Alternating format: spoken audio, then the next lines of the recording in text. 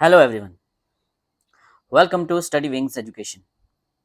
अपने last lecture में हमने इंडियन पॉलिटिकल थिंकर स्टार्ट किए थे और धर्मशास्त्र को हमने डिटेल में पढ़ा था।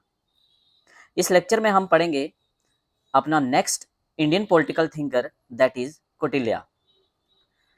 कौटिल्य के मेजर वर्क्स और उनके पॉलिटिकल थॉट को हम इस लेक्चर में डिटेल में पढ़ेंगे। सो लेट्स स्टार्ट करते हैं कौटिल्य के मोस्ट इम्पॉर्टेंट और फेमस कोट्स के साथ।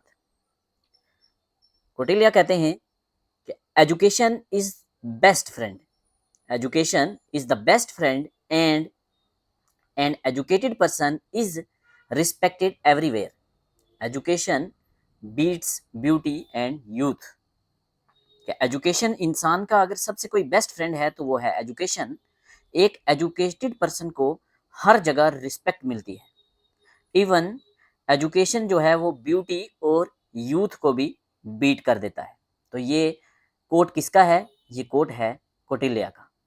नेक्स्ट कोट है इनका, never make friends with people who are above or below you, such friends will never give you any happiness. Kautilya कहते हैं कि कभी भी अपने से बड़े और अपने से छोटे स्टेटस वाले लोगों के साथ दोस्ती मत कीजिए। ऐसी दोस्ती कभी भी आपको खुशी नहीं देगी। दोस्ती करनी है तो अपने बराबर के लोगों से कीजिए। चलिए स्टार्ट करते हैं कौटिल्य की इंट्रोडक्शन के साथ। ये दो बड़े इंपॉर्टेंट कोट्स हैं, इनके एग्जाम में पूछे जाते हैं, आपको पता होना चाहिए। इंट्रोडक्शन से स्टार्ट करते हैं। इनका जन्म होता है 375 बीसी में और इनकी डेथ होती है 283 बीसी में।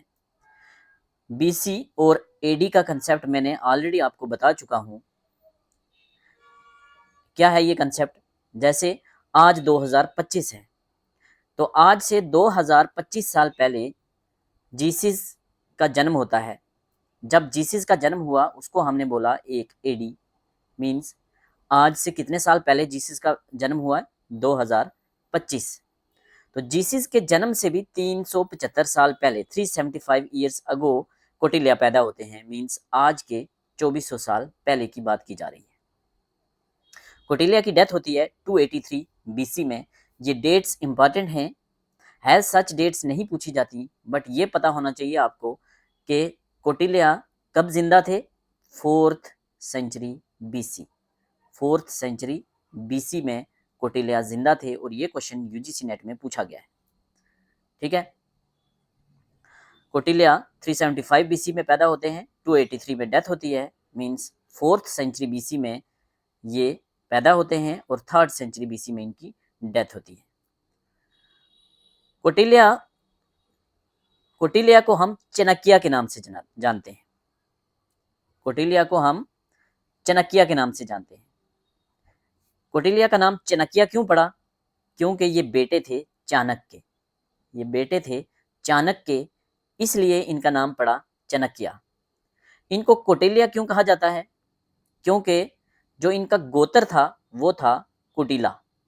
कुटिला गोत्र से बिलोंग करते थे, इसलिए इनको कौटिल्य कहा जाता है। चाणक्य के नाम से फेमस थे क्योंकि चाणक्य बेटे थे। तो फिर इनका नाम क्या था? इनका रियल नाम था विष्णु गुप्ता या विष्णु गुप्त। विष्णु गुप्ता। विष्णु गुप्ता किसका रियल नाम था? विष्णु गुप्ता रियल नाम था चाणक्य का, कौटिल्य का। अगर कहीं क्वेश्चन में पूछा जाए विष्णु शर्मा के साथ कंफ्यूज किया जा सकता है आपको। विष्णु शर्मा अलग थे, विष्णु गुप्ता अलग थे। विष्णु गुप्ता चाणक्य या कौटिल्य का ओरिजिनल नाम है और विष्णु गुप्ता चंद्रगुप्त मौर्य के टाइम थे, जो मौर्यन डायनेस्टी थी उस टाइम थे विष्णु गुप्ता या कौटिल्य या चाणक्य। विष्णु शर्मा है जो ये बाद में आगे जो गुप्ता डायनेस्टी थी उसके टाइम थे विष्णु शर्मा। विष्णु शर्मा ने लिखी हैं पंचतंत्र की स्टोरीज, पंचतंत्र की कहानियां। जीएस में कहीं पूछा जा सकता है। इनका प्रोफेशन था, ये टीचर थे, टीचिंग करवाते थे। ये प्रोफेसर थे टक्सिला यूनिवर्सिटी में। टक्सिला यूनिवर्सिटी आज के पंजाब, पाकिस्तान के पंजाब प्रोविंस में एक जगह है टक्सिला। उस टाइम ये एक महाजनपद हुआ करता था, एक छोटा सा एम्पायर हुआ करता था। टक्सिला, और टक्सिला में एक वर्ल्ड फेमस यूनिवर्सिटी थी जिसका नाम था टक्सिला यूनिवर्सिटी, वहाँ ये प्रोफेसर थे। चलिए आगे चलते हैं, मगध किंगडम के बारे में जानते हैं कि इनका क्या लेना देना है। मगध, आज का जो पटना या बिहार वाला इलाका है, वहाँ एक किंगडम हुआ करता था जिसका नाम था मगध किंगडम। मगध किंगडम, कौटिल्य जब टीचिंग करवाते थे टक्सिला यूनिवर्सिटी में, तब मगध किंगडम पे नंद डायनेस्टी का रूल हुआ करता था। नंदा डायनेस्टी या इसको बोलते हैं नंद डायनेस्टी। जब कौटिल्य टक्सिला यूनिवर्सिटी में पढ़ाया करते थे, तब नंद डायनेस्टी के रूलर थे धनानंद। धनानंद, कुछ बुद्धिस्ट टेक्स्ट की बात माने तो कहते हैं कि धनानंद जो राजा था, उन्होंने चाणक्य को इंसल्ट किया था उनकी बदसूरत अपीयरेंस की वजह से। एक सेरेमनी चल थी, आर्म्स गिविंग सेरेमनी एट पुष्यपुरा। पुष्यपुरा नाम की जगह पे एक आर्म्स गिविंग सेरेमनी थी, मीन्स गरीबों को पैसे और अनाज वगैरह बांटा जा रहा था। तो उस सेरेमनी में चाणक्य भी आए हुए थे, कौटिल्य भी आए हुए थे, मीन्स विष्णु गुप्ता भी आए हुए थे। वहां धनानंद के साथ उनकी मुलाकात होती है और धनानंद उनकी इंसल्ट करते हैं, कहते हैं कि ये बदसूरत सा आदमी यहाँ क्या कर रहा है, इसको उठा के बाहर फेंकिए। ठीक है, एक कहानी ये है कि चाणक्य की इंसल्ट की थी धनानंद ने, रीजन क्या था कि इनकी शक्ल उनको पसंद नहीं आई थी। दूसरी एक स्टोरी और है इनके साथ, एक बैटल होती है, most famous battle, battle of Hydaspes. Battle of Hydaspes कब हुई थी? ये हुई थी 326 बीसी में। 326 बीसी में एक बैटल होती है, बैटल ऑफ हेडेस्पस। हेडेस्पस कुछ नहीं है, हेडेस्पस हमारा जो आज का जेलम है, इसका नाम हुआ करता था हेडेस्पस। ग्रीक लोग जेलम को अपनी बुक्स में हेडेस्पस के नाम से जानते हैं। तो बैटल ऑफ हेडेस्पस कहाँ हुई थी? ये हुई थी जेलम नदी के किनारे। आज का जो पंजाब प्रोविंस है, वहाँ पाकिस्तान का पंजाब प्रोविंस है, वहाँ होती है बैटल ऑफ हेडेस्पस। कब होती है? 326 बीसी में। किस किस के बीच में होती है? अलेक्जेंडर द ग्रेट, जिसको सिकंदर कहा जाता है, और किंग पोरस। यहाँ किंग पोरस बड़े बहादुरी से जीतते हैं, बट अलेक्जेंडर जीत जाते हैं। जीतने के बाद नेक्स्ट टारगेट होता है अलेक्जेंडर का नंद डायनेस्टी, मगध। तो इसी सिलसिले में बात करने के लिए कौटिल्य नंद डायनेस्टी के राजा धनानंद से मिलते हैं और उनको कहते हैं कि मैं एक बुक लिख रहा हूँ, अर्थशास्त्र। वहां मैंने बात की है विजयगिशु की, कि एक राजा जो है वो एम्बिशियस होना चाहिए, उसके अंदर डिजायर होना चाहिए विक्ट्री का। और उनको कहते हैं कि आप इग्नोरेंट टाइप के राजा लग रहे हो मुझे, और इतना पावरफुल अलेक्जेंडर आ रहा है, आप उससे हार सकते हो। तो धनानंद को कुछ वो सलाह देते हैं। कौन? कौटिल्य। धनानंद को ये बात बिल्कुल अच्छी नहीं लगती और धनानंद उनकी इंसल्ट करते हैं, कहते हैं कि इस अगली पर्सन को, इस बदसूरत पर्सन को उठा के मेरे दरबार से बाहर फेंक दो। और उनको बेइज्जत करके, जलील करके धनानंद ने कौटिल्य को बाहर फेंक दिया, दरबार से निकाल दिया। तो ये चीज कौटिल्य को बहुत बुरी लगी। वो एक बहुत बड़ी यूनिवर्सिटी के प्रोफेसर थे, उनको ये बात बिल्कुल अच्छी नहीं लगी। कौटिल्य अब निकल पड़े अपने नेक्स्ट विजयगिशु की तलाश में। कौटिल्य ने ये कसम खा ली, अपने लंबे लंबे उनके बाल हुआ करते थे, उन्होंने अपने बाल खोल दिए और बोला कि ये बाल मैं तब ही बांधूंगा, ये केश तब बांधूंगा जब मैं धनानंद को उठा के गद्दी से बाहर नहीं फेंकता, यहाँ मैं एक विजयगिशु को जब तक नहीं लाता। वो निकल पड़े वापस, और रास्ते में उनको एक छोटा सा लड़का मिला जो एक अपने फ्रेंड्स के साथ कहीं जंगल में गेम खेल रहा था। कौटिल्य देखते हैं कि बड़ी चालाकी से वो बच्चा कैसे गेम जीतता है। तो इस चीज को देख के वो इंप्रेस हुए और उस बच्चे को अपने साथ ले गए। उस बच्चे का नाम था चंद्रगुप्त मौर्य। चंद्रगुप्त मौर्य को उन्होंने अपने साथ रखा, टक्सिला यूनिवर्सिटी में साथ लेकर गए, चंद्रगुप्त मौर्य को ट्रेन किया, पढ़ाया, और चंद्रगुप्त मौर्य की हेल्प से माइटी नंद डायनेस्टी, बड़ी नंद डायनेस्टी, जिसको इतनी बड़ी ये डायनेस्टी थी, इतनी पावरफुल डायनेस्टी थी कि अलेक्जेंडर आगे मूव ही नहीं किए। पोरस के साथ लड़ते लड़ते अलेक्जेंडर की हालत खराब हो गई थी, तो उसने सोचा कि आगे तो नंद डायनेस्टी बहुत डेंजरस है, मैं नहीं जीत पाऊंगा, और वो वहां से ही वापस निकल पड़े। तो इतनी बड़ी डायनेस्टी को चंद्रगुप्त मौर्य ने चाणक्य की मदद से, कौटिल्य की मदद से, विष्णु गुप्ता की मदद से उखाड़ फेंका और धनानंद को मार दिया।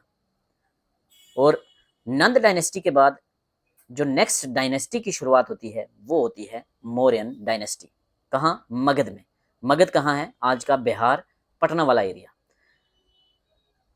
चंद्रगुप्त मौर्य के अंडर और चाणक्य की गाइडेंस और एडवाइस के अंडर ये डायनेस्टी इंडिया की सबसे बड़ी कंसोलिडेटेड डायनेस्टी बन के सामने आती है। जो आज का पूरा इंडिया है, आज का इंडिया, पाकिस्तान, बांग्लादेश और भी काफ़ी सारा एरिया, ये सारा एक रूलर के अंडर आता है, चंद्रगुप्त मौर्य के अंडर, मौर्यन डायनेस्टी के टाइम। और चंद्रगुप्त मौर्य इस तरह से बनते हैं नेक्स्ट किंग धनानंद के बाद, और कौटिल्य बनते हैं उनके प्राइम मिनिस्टर, उनके चीफ एडवाइजर। अगर पूछा जाए who was the chief adviser of Chandragupta Maurya, तो वो थे कौटिल्य। एक बुक है मुद्रा राक्षस। मुद्रा राक्षस, मुद्रा राक्षस किसने लिखी है? मुद्रा राक्षस लिखी है विशाखा दत्त ने। मुद्रा राक्षस कौन सी लैंग्वेज में है? ये बुक है संस्कृत लैंग्वेज में। ये बुक बात करती है किसकी? चाणक्य की, चंद्रगुप्त मौर्य की और नंद डायनेस्टी की। इस बुक में लिखा है कि किस तरह से चंद्रगुप्त मौर्य ने चाणक्य की हेल्प से नंद डायनेस्टी को हराया और मौर्यन डायनेस्टी की शुरुआत की। ठीक है, चलिए आगे चलते हैं। यहां इनका एक इंपॉर्टेंट कोट सामने आता है जो आपको याद रखना है। The arrow shot by the Archer may or may not kill a single person, but stratagems devised by a wise man can kill even babes in the womb। कहते हैं कि एक तीर कमान से निकला हुआ एक तीर शायद एक इंसान को ना मार पाए, शायद एक इंसान को ना मार पाए, बट एक अक्लमंद इंसान का रचा हुआ षड्यंत्र, एक अक्लमंद इंसान का रची हुई कंस्पिरेसी एक माँ की कोख में पलने वाले बच्चे को भी मार सकती है। मीन्स क्या कहना चाहते हैं कौटिल्य? जैसे मुद्रा राक्षस में बात की है कि कैसे चाणक्य ने कैसे चालाकियों से कंस्पिरेसी रच के इतने बड़े, इतने माइटी नंद डायनेस्टी को खत्म किया और मौर्यन डायनेस्टी की शुरुआत करवाई with the help of Chandragupta Maurya. तो कौटिल्य को जाना जाने लगा किंग मेकर के नाम से। Who is called as king maker? Kautilya. India में आज किंग मेकर किसको कहा जाता है, या आज का चाणक्य किसको कहा जाता है? मजाक में ही बताइए जरा कमेंट सेक्शन में। He was an ancient Indian political philosopher. Chanakya कौन थे? एक इंडियन पॉलिटिकल फिलोसफर थे एंशिएंट टाइम के, एक एक्सीलेंट एडमिनिस्ट्रेटर थे। चाणक्य एक नेशनलिस्ट भी थे, राष्ट्रवादी भी थे, very very important. Mauryan dynasty में मोनार्क बैठा था। मोनार्क कौन था? Chandragupta Maurya. But at the same time जो उनको चलाने वाला एडवाइजर है वो एक नेशनलिस्ट है। मीन्स इसकी एडमिनिस्ट्रेशन कैसी होगी ये हम आगे देखेंगे। चंद्रगुप्त कौटिल्य एक इकोनॉमिक्स भी थे, पॉलिटिशियन भी थे, एक्सीलेंट डिप्लोमेट ऑफ वर्ल्ड भी थे। देखेंगे हम इनकी आगे डिप्लोमेसी। अगर आपको पूछा जाए who for the first time emphasized the need for strong political control in India, तो आंसर होगा चाणक्य। चाणक्य ने सबसे पहले फोकस किया कि जरूरत है इंडिया में एक स्ट्रांग पॉलिटिकल कंट्रोल की, और उन्होंने मौर्यन डायनेस्टी की शुरुआत करवाई with the help of Chandragupta Maurya, और पूरे इंडिया को कंसोलिडेट किया अंडर सिंगल रूलर। चाणक्य को कहा जाता है, कौटिल्य को कहा जाता है मैकियावेली ऑफ इंडिया। अगर आपको पूछा जाए कि मैकियावेली ऑफ इंडिया किसको कहा जाता है, तो आंसर होगा चाणक्य। ऐसा किसने बोला? तो ऐसा बोला इंडिया के पहले प्राइम मिनिस्टर, इंडिया के first foreign minister Pandit Jawaharlal Nehru ने। कहाँ बोला? इनकी book the discovery of India, the discovery of India written by Pandit Jawaharlal Nehru. चलिए आगे, मोस्ट इंपॉर्टेंट वर्क की बात करें, अगर एक इंपॉर्टेंट वर्क कौटिल्य का है तो वो है अर्थशास्त्र। अर्थशास्त्र, ऐसे अर्थशास्त्र क्या होता है, अर्थ लगता है ना इकोनॉमी की बात की जा रही है, बट ये अर्थशास्त्र जो है ये सिर्फ इकोनॉमी पे बुक नहीं है, ये इकोनॉमी पे बुक नहीं है। ये एसएससी में कहीं क्वेश्चन पूछा गया था कि अर्थशास्त्र इज बुक ऑन इकोनॉमी, तो सिर्फ इकोनॉमी पे ये बुक नहीं है। आगे देखते हैं किस पे है ये। अर्थ का मतलब होता है material prosperity and wellbeing, material prosperity and wellbeing. अर्थशास्त्र एक एंशिएंट इंडियन संस्कृत ट्रीटाइज है, किस पे, स्टेट क्राफ्ट पे, पॉलिटिक्स पे, इकोनॉमिक पॉलिसी पे और मिलिट्री स्ट्रेटजी पे, ऑल इन वन। अगर आपसे पूछा जाए which book is comprehensive treatise on political science, state craft, diplomacy, warfare, administration, तो आंसर होगा अर्थशास्त्र। अर्थशास्त्र कब लिखी गई थी, 4th सेंचुरी बीसी में लिखी गई थी। यूजीसी में ये पूछा गया है। अर्थशास्त्र फर्स्ट सिस्टमैटिक वर्क था ये गवर्नेंस एंड जियोपॉलिटिक्स पे, गवर्नेंस एंड जियोपॉलिटिक्स पे, and provides a realistic theory of the state and international relations. International relations पे भी ये बात करती है, रियलिस्टिक थ्योरी ऑफ स्टेट की बात भी करती है। आगे हम थ्योरी ऑफ स्टेट को डिटेल में पढ़ेंगे।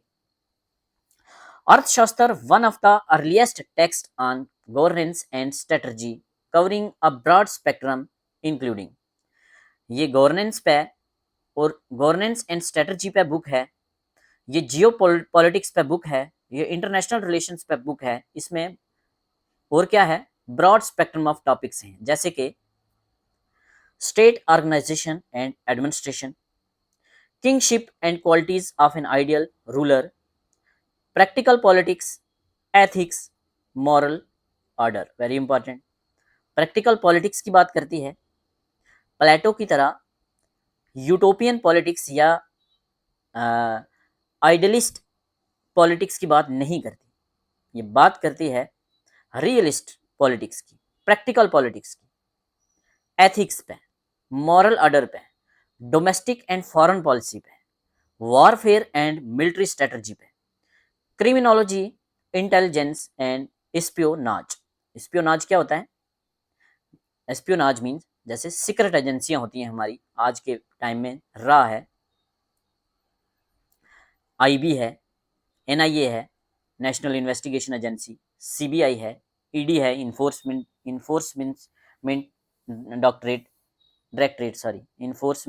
डायरेक्टरेट सॉरी, ठीक है। अर्थशास्त्र क्या सिर्फ इकोनॉमी पे बुक है, नहीं, नॉट ओनली ऑन इकोनॉमी। अर्थशास्त्र को सबसे पहले इंग्लिश में ट्रांसलेट किसने किया था, अर्थशास्त्र एक बुक है, किस पे, कौन सी लैंग्वेज में है, संस्कृत में। तो फर्स्ट टाइम 1915 में डॉक्टर आर रामा शास्त्री ने इस बुक को इंग्लिश में ट्रांसलेट किया था। Arthashastra is also called as Chanakya Niti Shastra text. Chanakya की नीति शास्त्र टेक्स्ट कौन सी बुक है, अर्थशास्त्र है। यूजीसी नेट में ये सवाल पूछा गया है। अर्थशास्त्र अपने आप में एक बहुत बड़ी बुक है, इतनी बड़ी बुक है कि ये 15 बुक्स में डिवाइड है। इन 15 बुक्स को कहा जाता है 15 आदिकारणस। तो अर्थशास्त्र कितने बुक्स में डिवाइड है, 15 बुक्स में। अर्थशास्त्र कितने आदिकारणस में डिवाइड है, 15 आदिकारणस में डिवाइड है। अर्थशास्त्र में टोटल वर्सेस कितने हैं, श्लोकास कितने हैं या सूत्रास कितने हैं, सूत्रास वर्सेस या श्लोकास कितने हैं, 6000, 6000 श्लोकास हैं या 6000 वर्सेस हैं या 6000 सूत्रास हैं। अर्थशास्त्र में टोटल 150 चैप्टर्स हैं और 180 सेक्शंस हैं। इन सेक्शंस को कहा जाता है प्रकरणस। अर्थशास्त्र में कितने प्रकरणस हैं, 180 प्रकरणस हैं। ये सवाल सारे के सारे एग्जाम में पूछे जाते हैं। इंग्लिश में सबसे पहले किसने ट्रांसलेट किया, डॉक्टर आर श्यामा शास्त्री। दूसरा नाम चाणक्य की नीति शास्त्र टेक्स्ट। नीति शास्त्र ट्रेडिशन पूछा जाए तो वो अलग है, आप कमेंट सेक्शन में बताएंगे Niti Shastra tradition was written by. Google में सर्च कीजिए और कमेंट सेक्शन में बताइए, क्योंकि एग्जाम में पूछा जाएगा, आपसे सवाल गलत होगा। ये इतनी बड़ी बुक है कि ये अपने आप में 15 बुक्स का कंपाइलेशन है, 15 आदिकारण का कंपाइलेशन है, 6000 वर्सेस हैं, 150 चैप्टर हैं, 180 प्रकारंश हैं, 180 सेक्शन हैं। ठीक है। अर्थशास्त्र कितने डिपार्टमेंट्स की बात करता है? यूजीसी नेट में पूछा गया है। अर्थशास्त्र बात करता है 34 डिपार्टमेंट्स की, 34 डिपार्टमेंट्स की। अर्थशास्त्र हमने क्या देखा, थोड़ा देख लेते हैं, रिवाइज कर लेते हैं। अर्थशास्त्र में क्या क्या है, तो ये पॉलिटी पे बुक है, ये इकोनॉमी पे बुक है, मींस इकोनॉमिक्स पे बुक है, सोसाइटी की बात करती है, डिप्लोमेसी की बात करती है, फॉरेन अफेयर्स की बात करती है, इंटरनेशनल रिलेशन की बात करती है, एथिक्स की बात करती है, सोशियोलॉजी की बात करती है, एजुकेशन की बात करती है, इंजीनियरिंग की बात करती है, अगर पूछा जाए रिलीजन तो रिलीजन की बात भी करती है, ये वेदास की बात भी करती है। 3 वेदों का जिक्र है, ऋग्वेद, सामवेद, यजुर्वेद। अथर्ववेद का जिक्र नहीं है। अर्थशास्त्र में 4th Veda that is Atharva Veda या अथर्ववेद का जिक्र नहीं है। ऋग्वेद, सामवेद, यजुर्वेद 3 वेदों का जिक्र है। कुछ लोग ऋग्वेदा पढ़ते हैं, सामवेदा पढ़ते हैं, यजुर्वेदा पढ़ते हैं। ठीक है, मैंने अपने प्रीवियस लेक्चर में धर्मशास्त्र में आपको डिटेल में बताया है वेद कितने हैं, ऋग्वेद में क्या क्या है, सामवेद में क्या है, यजुर्वेद में क्या है, अथर्ववेद में क्या है, हम धर्मशास्त्र में पढ़ चुके हैं, यहाँ मैं नहीं बताऊंगा। Chanakya was first to make political economy. Political economy को या पॉलिटिको इकोनॉमी को एक इंडिपेंडेंट सब्जेक्ट बनाने वाला पहला आदमी कौन था? चाणक्य था। मींस पॉलिटी एक अलग सब्जेक्ट था, इकोनॉमी एक अलग सब्जेक्ट था, इन दोनों को एक सब्जेक्ट बनाने वाला कोई पर्सन था तो वो था चाणक्य। यूजीसी नेट में पूछा गया है। Who propounded a theory of politics which deal with immediate practical concern of polity? Theory of polity किसने दिया जो डील करता है इमीडिएट प्रैक्टिकल कंसर्न क्या है पॉलिटी का? तो वो महान इंसान है चाणक्य, कौटिल्य, विष्णु गुप्ता, नॉट विष्णु शर्मा। 5 की थीम्स की बात की गई है अर्थशास्त्र में। 5 की थीम्स की बात की गई है अर्थशास्त्र में।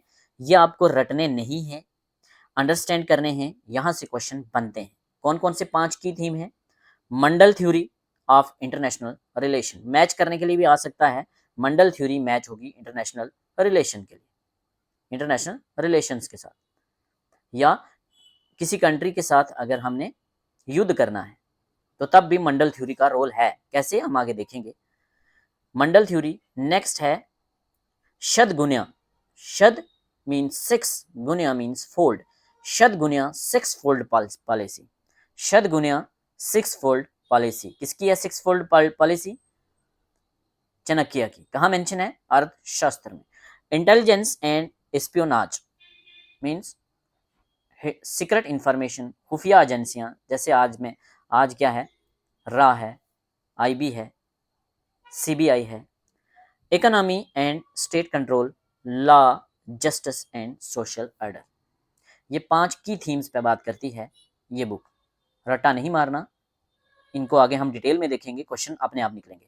मंडल थ्योरी, 6 फोल्ड पॉलिसी या शतगुण्य, intelligence and espionage, economy and state control, law, justice and social order. ठीक है, चलिए मंडल थ्योरी को हम देखते हैं। मंडल theory of international relation, also called as theory of circles. Theory of circles, मंडल थ्योरी सेम है, किसने दी है? कौटिल्य ने, चाणक्य ने। कौटिल्य की मंडल थ्योरी जो है वो बात करती है realistic approach to diplomacy and foreign policy. Realistic approach to diplomacy and foreign policy, also called as theory of geostrategy. Geostrategy, strategy of war and or preparation for war. ठीक है, प्रिपरेशन ऑफ वॉर या strategy of war या theory of strategy, ये सब कहाँ है? मंडल theory में। ठीक है, यहां हम थोड़ा सा समझते हैं फिर बात करते हैं। ये जो सेंट्रल पोजीशन है ये है किंग की, ये है रूलर की। यहां बैठा है स्वामी, ये है विजिगिशु। कौटिल्य का एम्बिशियस किंग कौन होगा? विजिगिशु। विजिगिशु यहाँ बैठा है, तो विजिगिशु के आगे 5 कंट्रीज हैं और ऐसे ही विजिगिशु के बैक साइड भी 5 कंट्रीज हैं। इनमें से कुछ कंट्रीज विजिगिशु के फ्रेंड्स हैं, दोस्त हैं, और कुछ दुश्मन हैं। कौटिल्य कहते हैं कि जो विजिगिशु के इमीडिएट नेबर हैं, जो हमारे इमीडिएट नेबर हैं, वो हमेशा हमारा दुश्मन होगा। इमीडिएट नेबर, नेचुरल एनिमी, इस पे हम कभी भी ट्रस्ट नहीं कर सकते। आज जैसे हम पाकिस्तान है, हमारा नेचुरल एनिमी रहेगा, जैसे चाइना है, नेचुरल एनिमी रहेगा। तो जो हमारा इमीडिएट नेबर होगा वो होगा हमारा दुश्मन। आज के टाइम में भी ये रेलिवेंट है। जो दुश्मन का नेबर होगा, दुश्मन का पड़ोसी होगा, वो दुश्मन का तो दुश्मन होगा, दुश्मन का दुश्मन होगा। अगर दुश्मन का दुश्मन है तो हमारा वो बन सकता है दोस्त। जैसे पाकिस्तान का पड़ोसी अफगानिस्तान, दोनों में कट्टर दुश्मनी है, बट हमारा वो दोस्त है। तो आगे भी ये सिलसिला ऐसे ही चलेगा। हर दुश्मन का नेबर उसका दुश्मन होगा, ठीक है, और जो दुश्मन का दुश्मन है वो हमारा दोस्त बन जाएगा। Neighbours neighbour natural friend. जितने हम दूर जाएंगे विजिगिशु से, उतनी दुश्मनी कम होती जाएगी। हमारी सबसे ज्यादा दुश्मनी इसके साथ होगी, उसके बाद इसके साथ होगी, उसके बाद इसके साथ होगी। जो ये रेड वाले हैं ये लाइकली टू बी एनिमी, और जो ये दूसरे हैं ग्रीन वाले ये लाइकली टू बी फ्रेंड, ठीक है। इंटरनेशनल रिलेशन में ये कहते हैं कि इंटरनेशनल फ्रेंड्स हैं जो वो only for nation interest, nation first.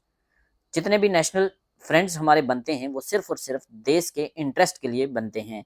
कोई भी हमारा परमानेंट दोस्त नहीं है, कोई भी हमारा परमानेंट दुश्मन नहीं है। किसी भी परमानेंट, कोई भी हमारा दुश्मन है उसको हम दोस्त बना सकते हैं और बनाना चाहिए। ये बात करते हैं कौन? चाणक्य अर्थशास्त्र में, ठीक है। इसको हम आगे फिर से देखेंगे। 5 किंग, 1 2 3 4 5 आगे हैं राजा के, ऐसे ही 5 पीछे हैं राजा के। कुछ इसमें से दुश्मन हो सकते हैं, कुछ दोस्त हो सकते हैं। आगे हम बात करेंगे यहाँ से और क्या क्या बन सकता है। पहले कुछ की कंसेप्ट देख लेते हैं मंडल थ्योरी के। सबसे पहला है विजिगिशु। विजिगिशु हमेशा कनकरर होगा, हमेशा एम्बिशियस होगा, ये हमेशा एक्सपेंड करेगा अपने किंगडम को। और सबसे सेंटर ऑफ सर्कल पे कौन होगा? किंग होगा, विजिगिशु होगा। नेक्स्ट क्या है? आरी। आरी मीन्स एनिमी, आरी मीन्स दुश्मन, एनिमी आरी। तो आरी कौन होगा?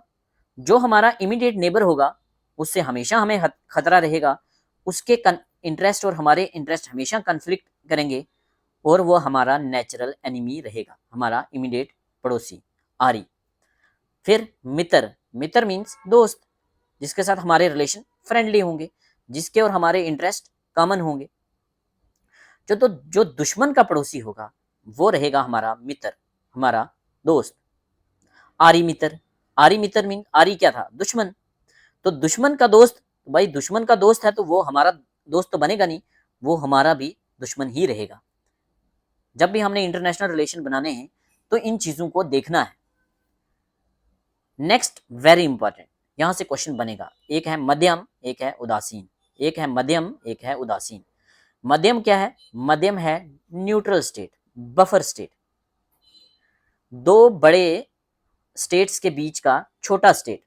जो न्यूट्रल स्टेट होता है, जो बफर स्टेट का काम करता है। जैसे इंडिया और चाइना के बीच में है छोटा सा नेपाल। नेपाल क्या करता है? नेपाल को ना हमारे से मतलब है, ना मतलब है चाइना से। Don't interfere in conflicts. ये बफर स्टेट है, ये न्यूट्रल स्टेट है, बट ये गेम चेंजर होता है। गेम चेंजर मीन्स जैसे नेपाल को इंडिया कभी अपनी तरफ खींचेगा, चाइना कभी अपनी तरफ खींचेगा। लेट अस सपोज इंडिया और चाइना का वार होता है और नेपाल अगर इंडिया की तरफ आ जाता है तो हम हैवी हो जाएंगे, ये कहना चाहते हैं चाणक्य। मध्यम कौन होगा? मध्यम होगा बफर स्टेट, जिसको जो हमारे कॉन्फ्लिक्ट्स में इंटरफेयर नहीं करेगा, बट ये गेम चेंजर साबित होगा। कैसे? अगर हम इसको अपनी तरफ खींच लें। Very important. नेक्स्ट है उदासीन। उदासीन ये एक न्यूट्रल स्टेट है बट हमारे से दूर है, डिस्टेंट न्यूट्रल स्टेट। ठीक है, लेट अस सपोज आज के टाइम में अभी हमारा इंडिया और पाकिस्तान का जंग हुआ है, ठीक है, काफी लॉस हुआ, और इसमें यूएस का क्या रोल था? यूएस ने इंडिया के लिए बोला कि इंडिया हमारा अच्छा दोस्त है, पाकिस्तान के लिए भी बोला कि पाकिस्तान हमारा अच्छा दोस्त है। तो यूएस क्या है? दूर, डिस्टेंट स्टेट है, हमारे से बहुत दूर है, पाकिस्तान से बहुत दूर है, तो न्यूट्रल स्टेट रहा। तो हम कह सकते हैं कि उदासीन का काम किया है किसने? यूएस ने, जिसके साथ ये भी गेम चेंजर साबित हो सकता है, ये भी गेम चेंजर साबित हो सकता है। अगर इंडिया और पाकिस्तान मींस इंडिया के साथ अगर यूएस आ जाता है इस लड़ाई में, अगर यूएस को हम कन्विंस कर लेते हैं कि आप हमारे साथ आइए, तो हम पावरफुल हो गए। तो गेम चेंजर का काम किसने किया? पाकिस्तान, यूएस ने। अगर पाकिस्तान के साथ हो जाता है यूएस, तो गेम चेंजर का काम फिर किसने किया? यूएस ने। पाकिस्तान मजबूत हो गया। कहने का मतलब आज के टाइम में उदासीन की एग्जांपल हम कह सकते हैं, ये जो लास्ट हमारा 5 दिन का वार हुआ है पाकिस्तान के साथ, ठीक है। तो इसमें मध्यम और उदासीन का बहुत इंपॉर्टेंट रोल रहता है। मध्यम और उदासीन को जिसने अपनी तरफ कन्विंस कर लिया, वो जीत सकता है, वो वार जीत सकता है। This theory advocates strategic alliance, espionage and war tactics to maintain a balance of power. तो पावर को बैलेंस करने के लिए ये एक बहुत इंपॉर्टेंट थ्योरी है, स्ट्रेटेजिक अलायंस में बहुत बड़ा रोल प्ले करती है। कैसे? कैसे? जैसे इफ अ किंग और monarch is going to declare a war against his enemy, he must know the position of 12 kings. अगर कोई भी राजा, कोई भी स्टेट किसी दूसरी स्टेट के खिलाफ लड़ाई लड़ने जा रही है, वार करने जा रही है, तो उसको 12 किंग्स की पोजीशन पता होनी चाहिए। 12 किंग्स कौन कौन से? 5 किंग्स जो विजयगिशु के इस साइड हैं, और 5 किंग जो विजयगिशु के बैक साइड हैं। 5 किंग विजयगिशु के फ्रंट साइड और 5 किंग विजयगिशु के बैक साइड। 5 + 5 कितने हो गए? 5 + 5 हो गए 10, प्लस 2 कौन से हैं? न्यूट्रल, एक बफर स्टेट, एक दूर वाला न्यूट्रल। मींस कौन कौन से? मध्यम एंड उदासीन। देखो 5 राजा के आगे हैं, 5 राजा के पीछे हैं, तो 5 + 5 10। लेट अस सपोज 5 हमारे दुश्मन कंट्री के साथ मिल जाते हैं, 5 हमारे साथ आ जाते हैं, तो ये तो बैलेंस हो गया काम, बैलेंस ऑफ पावर हो गया। इस बैलेंस ऑफ पावर को अपनी तरफ कैसे करना है? अपनी तरफ करना है हमने माध्यम को, बफर स्टेट को, न्यूट्रल स्टेट को कन्विंस करना है वो हमारे साथ आ जाए, और उदासीन को, डिस्टेंट न्यूट्रल स्टेट को भी कन्विंस करना है वो हमारी तरफ आ जाए। अगर हमारी तरफ आ गए तो 5 + 2 7 हमारी तरफ आ जाएंगे, 5 उधर चले जाएंगे, कोई बात नहीं, हम पावरफुल हो जाएंगे। विजयगिशु मस्ट हैव टू कन्विंस उदासीन एंड मध्यम। उदासीन को, बफर स्टेट को, और दूर वाले न्यूट्रल स्टेट, सॉरी, उदासीन को, बफर स्टेट को और न्यूट्रल स्टेट को, नहीं, उदासीन कौन सा है? न्यूट्रल स्टेट है, बट ये दूर वाला है। न्यूट्रल स्टेट जो डिस्टिंक्ट है, दूर है, डिस्टेंस पे है, और मध्यम जो हमारे पास में है, इन दोनों को अगर हम अपनी साइड करते हैं और राजा को करना है, तो ये राजा की अच्छी डिप्लोमेसी मानी जाएगी। Thus he will be able to bring balance of power to his side. Balance of power जो 5 + 5 थे उसको अपनी तरफ ले आएगा, ठीक है, तो राजा ये जंग जीत सकता है। ये 5 + 5 + 2 12 किंग्स की पोजीशन है, 12 स्टेट्स की पोजीशन है, और इन 12 स्टेट्स के अंदर हैं 72 एलिमेंट्स। 72 एलिमेंट्स। विजयगिशु must have to understand 72 elements. विजयगिशु को 72 एलिमेंट्स, 12 किंग्स और 72 एलिमेंट्स की पोजीशन पता होनी चाहिए किसी भी जंग से पहले। अब आप सोचेंगे कि ये 72 एलिमेंट्स कहाँ से आ गए? 72 एलिमेंट्स कहाँ से आ गए? 12 किंग्स तो पता चल गया, 5 राजा, 5 किंग, 5 किंगडम या 5 स्टेट्स जो राजा के फ्रंट साइड हैं, 5 राजा के बैक साइड हैं, इनकी पोजीशन पता होनी चाहिए कि इनमें से हमारा दोस्त कौन है, हमारा दुश्मन कौन है, किसके साथ हम अलायंस बना सकते हैं। इन 5 + 5 में से मैक्सिमम के साथ आपने अपना अलायंस बनाना है। उसके बाद उदासीन को और मध्यम को अपनी तरफ खींचना है। तो 12 स्टेट्स की, 12 किंग्स की पोजीशन आपको पता होनी चाहिए।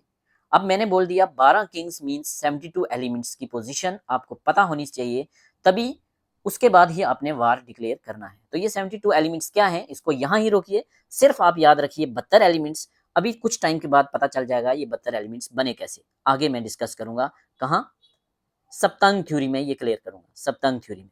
ठीक है, चलिए। Every neighbour state is an enemy, यहाँ एक कोट बनता है इनका कि हर नेबर स्टेट हमारा दुश्मन होगा और दुश्मन का जो दुश्मन है वो हमारा दोस्त बनेगा। इंटरनेशनल रिलेशन में ये इंपॉर्टेंट कोट है, पूछा जा सकता है किसका है, तो कौटिल्य का है। नेक्स्ट है, हम क्या पढ़ रहे हैं, थीम ऑफ अर्थशास्त्र। मंडल थ्योरी पढ़ ली हमने, क्या रोल है उसका इंटरनेशनल रिलेशन में, मंडल थ्योरी हमने पढ़ ली। उसमें हमने क्या पढ़ा, विजिगिशु के बारे में पढ़ा, आरी मित्र, मध्यम, उदासीन। ठीक है, और 12 किंग्स की पोजीशन पता होनी चाहिए, 72 एलिमेंट्स की पोजीशन पता होनी चाहिए। एलिमेंट्स कैसे बने 72 आगे बात करेंगे। नेक्स्ट थीम है शतगुणिया और 6 फोल्ड पॉलिसी। शतगुणिया 6 fold policy. Kautilya identifies 6 strategic policies a ruler can adopt in international relation. International relation बनाने में 6 स्ट्रेटेजिक पॉलिसीज का पता होना चाहिए, 6 स्ट्रेटेजिक पॉलिसीज को अप्लाई करना चाहिए किसी भी रूलर को। कौन कौन से? फर्स्ट है संधि। संधि मीन्स पीस। संधि मीन्स ट्रीटी कर लो, पीस कर लो। कब? जब आपको लगता है कि आप कमजोर हैं, मेकिंग अलायंस व्हेन वीक। जब आपको लगता है कि आप इस स्टेटस में नहीं हैं कि आप जंग कर सकते हैं, युद्ध लड़ सकते हैं, वार कर सकते हैं, आपको लगता है आप कमजोर हैं, तो बेटर इसी में है कि आप अलायंस कीजिए, आप ट्रीटी कीजिए, आप पीस में आ जाइए। तो ये शतगुणिया की का फर्स्ट एलिमेंट है। ठीक है, शतगुणिया 6 फोल्ड पॉलिसी। पहली पॉलिसी क्या है? संधि कीजिए, पीस कीजिए, ट्रीटी कीजिए जब लगता है कि आप कमजोर हैं, आप इस कंडीशन में नहीं हैं कि आप जंग लड़ पाएंगे। नेक्स्ट है वाइग्रा। वाइग्रा, वाइग्रा मीन्स वार। वाइग्रा मीन्स वार। मौके का फायदा उठाइए और वार डिक्लेयर कीजिए जब आपको लगता है कि आप वार लड़ सकते हैं। जब आपको लगता है आप वार नहीं लड़ सकते, आप कमजोर हैं, पीस कीजिए, ट्रीटी कीजिए, संधि कीजिए। जब आपको लगता है कि अभी ये मौका है, मैं दुश्मन को हरा सकता हूं, तो तब वार डिक्लेयर कीजिए, कन्फ्लिक्ट में आ जाइए। तो ये क्या है? वाइग्रा और वार। नेक्स्ट है आसन। आसन या आसना मीन्स न्यूट्रलिटी। न्यूट्रलिटी कब लेना है न्यूट्रल? न्यूट्रल लेना है जब आपको लगता है कि रिजल्ट अनफेवरेबल होंगे। आपको लगता है कि अगर आज लड़ाई की सिचुएशन बन रही है बट रिजल्ट हमारे फेवर में नहीं होंगे, कन्फ्लिक्ट अनफेवरेबल है, तो बेटर है न्यूट्रल रहना। ठीक है, दो स्टेट्स आपस में लड़ रही हैं, दो कंट्रीज आपस में लड़ रही हैं, आपको लगता है कि ये अनफेवरेबल सिचुएशन है, तो बेटर है आप न्यूट्रल रहें, एक का भी साथ ना दें। यन, यन मीन्स मार्चिंग टू वार। जब कंट्री प्रोग्रेस कर रही है, जब आपकी स्टेट प्रोग्रेस कर रही है, तो इसका मतलब ये नहीं कि आप अपनी आर्मी को, अपनी फोर्सेस को रेस्ट में डाल दें। रेगुलर आर्मी को मोबिलाइज कीजिए, फोर्सेस को मोबिलाइज कीजिए और बैटल के लिए, वार के लिए प्रिपेयर कीजिए। जैसे आज भी देखिए अलग अलग कंट्रीज जो हैं वो आर्मी की एक्सरसाइजेज आपने देखी हैं, होती रहती हैं। हमारी इंडिया की भी काफ़ी सारी कंट्रीज के साथ होती हैं, जैसे क्वाड कंट्रीज हैं, इंडिया, जापान, ऑस्ट्रेलिया। फोर्थ कौन सा है? ऑस्ट्रेलिया। क्वाड में कौन कौन सी 4 कंट्री है? ऑस्ट्रेलिया 1, यूएस 2, जापान 3 और इंडिया 4। तो आपने देखा हम ये 4 आपस में एक्सरसाइजेज करती रहती हैं। बहुत सारी कंट्रीज हैं, नेवल एक्सरसाइजेज कर रही हैं रेगुलर, मिलिट्री एक्सरसाइजेज कर रही हैं रेगुलर, एयरफोर्स एक्सरसाइजेज होती रहती हैं। तो इसका मतलब क्या है कि हम अपनी फोर्सेस को मोबिलाइज कर रहे हैं, फोर्सेस प्रिपेयर रहें हमेशा वार के लिए। तो यन marching to war, always mobilise your forces, preparing for battle. ठीक है, नेक्स्ट समस्या। समस्या, समस्या क्या है? Seeking protection. जब आपको लगता है, समस्या क्या है, seeking protection means international relation में कोई स्ट्रांग पावरफुल स्टेट है तो उसके साथ अलायंस बना लीजिए। कोई पावरफुल स्टेट है तो उसके साथ अलायंस में रहिए, ठीक है। समस्या, समस्या, समस्या मीन्स सीकिंग प्रोटेक्शन।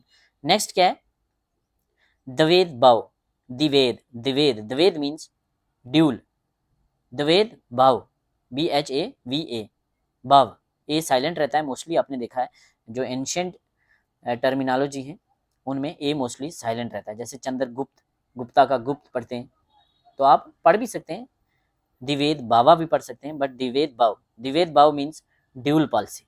हमेशा जंग में नहीं रहना, हमेशा पीस में नहीं रहना। कभी जब आपको लगता है आपकी कंट्री स्ट्रांग है, आपके पास अच्छे रिसोर्सेज हैं, इकानमी अच्छी है, तो वार लड़ लीजिए। जब आपको लगता है कि अभी हमारी इकानमी ख़राब हो रही है, वार का हमें नुकसान हो सकता है, तो पीस में रहिए, अपनी कंट्री को डेवलप कीजिए, अपनी इकानमी को स्ट्रांग कीजिए, फिर जब ज़रूरत पड़े तो वार में आ जाइए। मीन्स पीस और वार का मिक्स रखना है। ऐसा नहीं है कि हमेशा ही लड़ते रहो या हमेशा ही पीस में रहो, ये कौटिल्या ने नहीं बोला। तो शतगुणिया पॉलिसी क्या है, 6 फोल्ड पॉलिसी। इंटरनेशनल रिलेशन में इन चीज़ों का ध्यान रखना है। पहले संधि, पीस। जब आपको लगता है आप वीक हैं तो ट्रीटी कीजिए।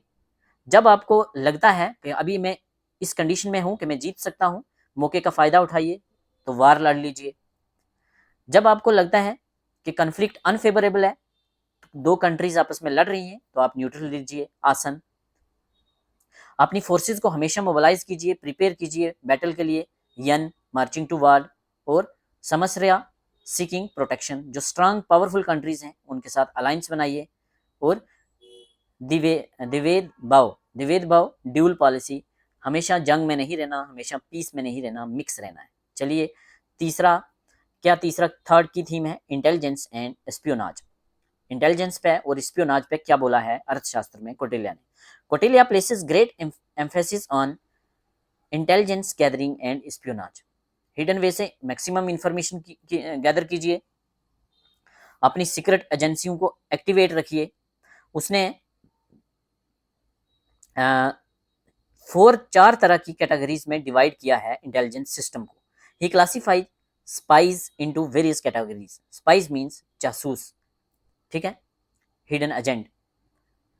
Religious spies, religious spies pretending to be monks और ascetics, sages.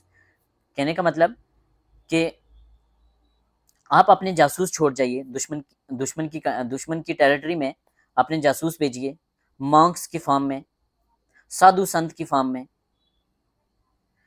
Let us suppose आपने किसी कंट्री के साथ वार डिक्लेयर करना है, आप वहाँ रिलीजियस स्पाइस भेज रहे हैं, कोई रिलीजियस पर्सन भेज रहे हैं जिस रिलीजन से वो वाला किंग बिलोंग करता है, और वो जो मॉन्क है, जो सेज है, वो राजा के पास जाता है और राजा को कहता है कि साहब मैं आपकी भविष्यवाणी देख रहा हूँ, आपके आने वाले दिन बहुत बुरे हैं, आपका राज्य संकट में पड़ने वाला है, आप पे कोई मुसीबत आने वाली है, आप मर भी सकते हैं, आपकी किसी भी स्टेट के साथ कोई जंग होने वाली है और वो आप हारने वाले हैं। मीन्स साइकोलॉजिकली अपने दुश्मन को वीक करने के लिए रिलीजियस स्पाइस भेजा करता था चाणक्य। तो रिलीजियस स्पाइस क्या करते हैं, ये दुश्मन को साइकोलॉजिकली वीक करते हैं। अनएथिकल मीन है, अनएथिकल मीन का यूज किया है कौटिल्या ने। कौटिल्या कहते हैं everything is fair in war, everything is fair in war. जंग में हर चीज फेयर है। Everything is fair in love and war उसने नहीं बोला, कौटिल्या ने नहीं बोला, सिर्फ यही बोला है एवरीथिंग इज फेयर इन वार।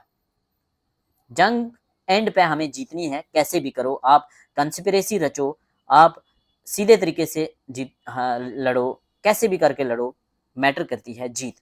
तो religious spice. Next merchants who gather trade related information, ठीक है। कुछ बिजनेस ऑर्गेनाइजेशन है अगर, तो वहां आप मर्चेंट्स को छोड़ दीजिए स्पाइस बना के।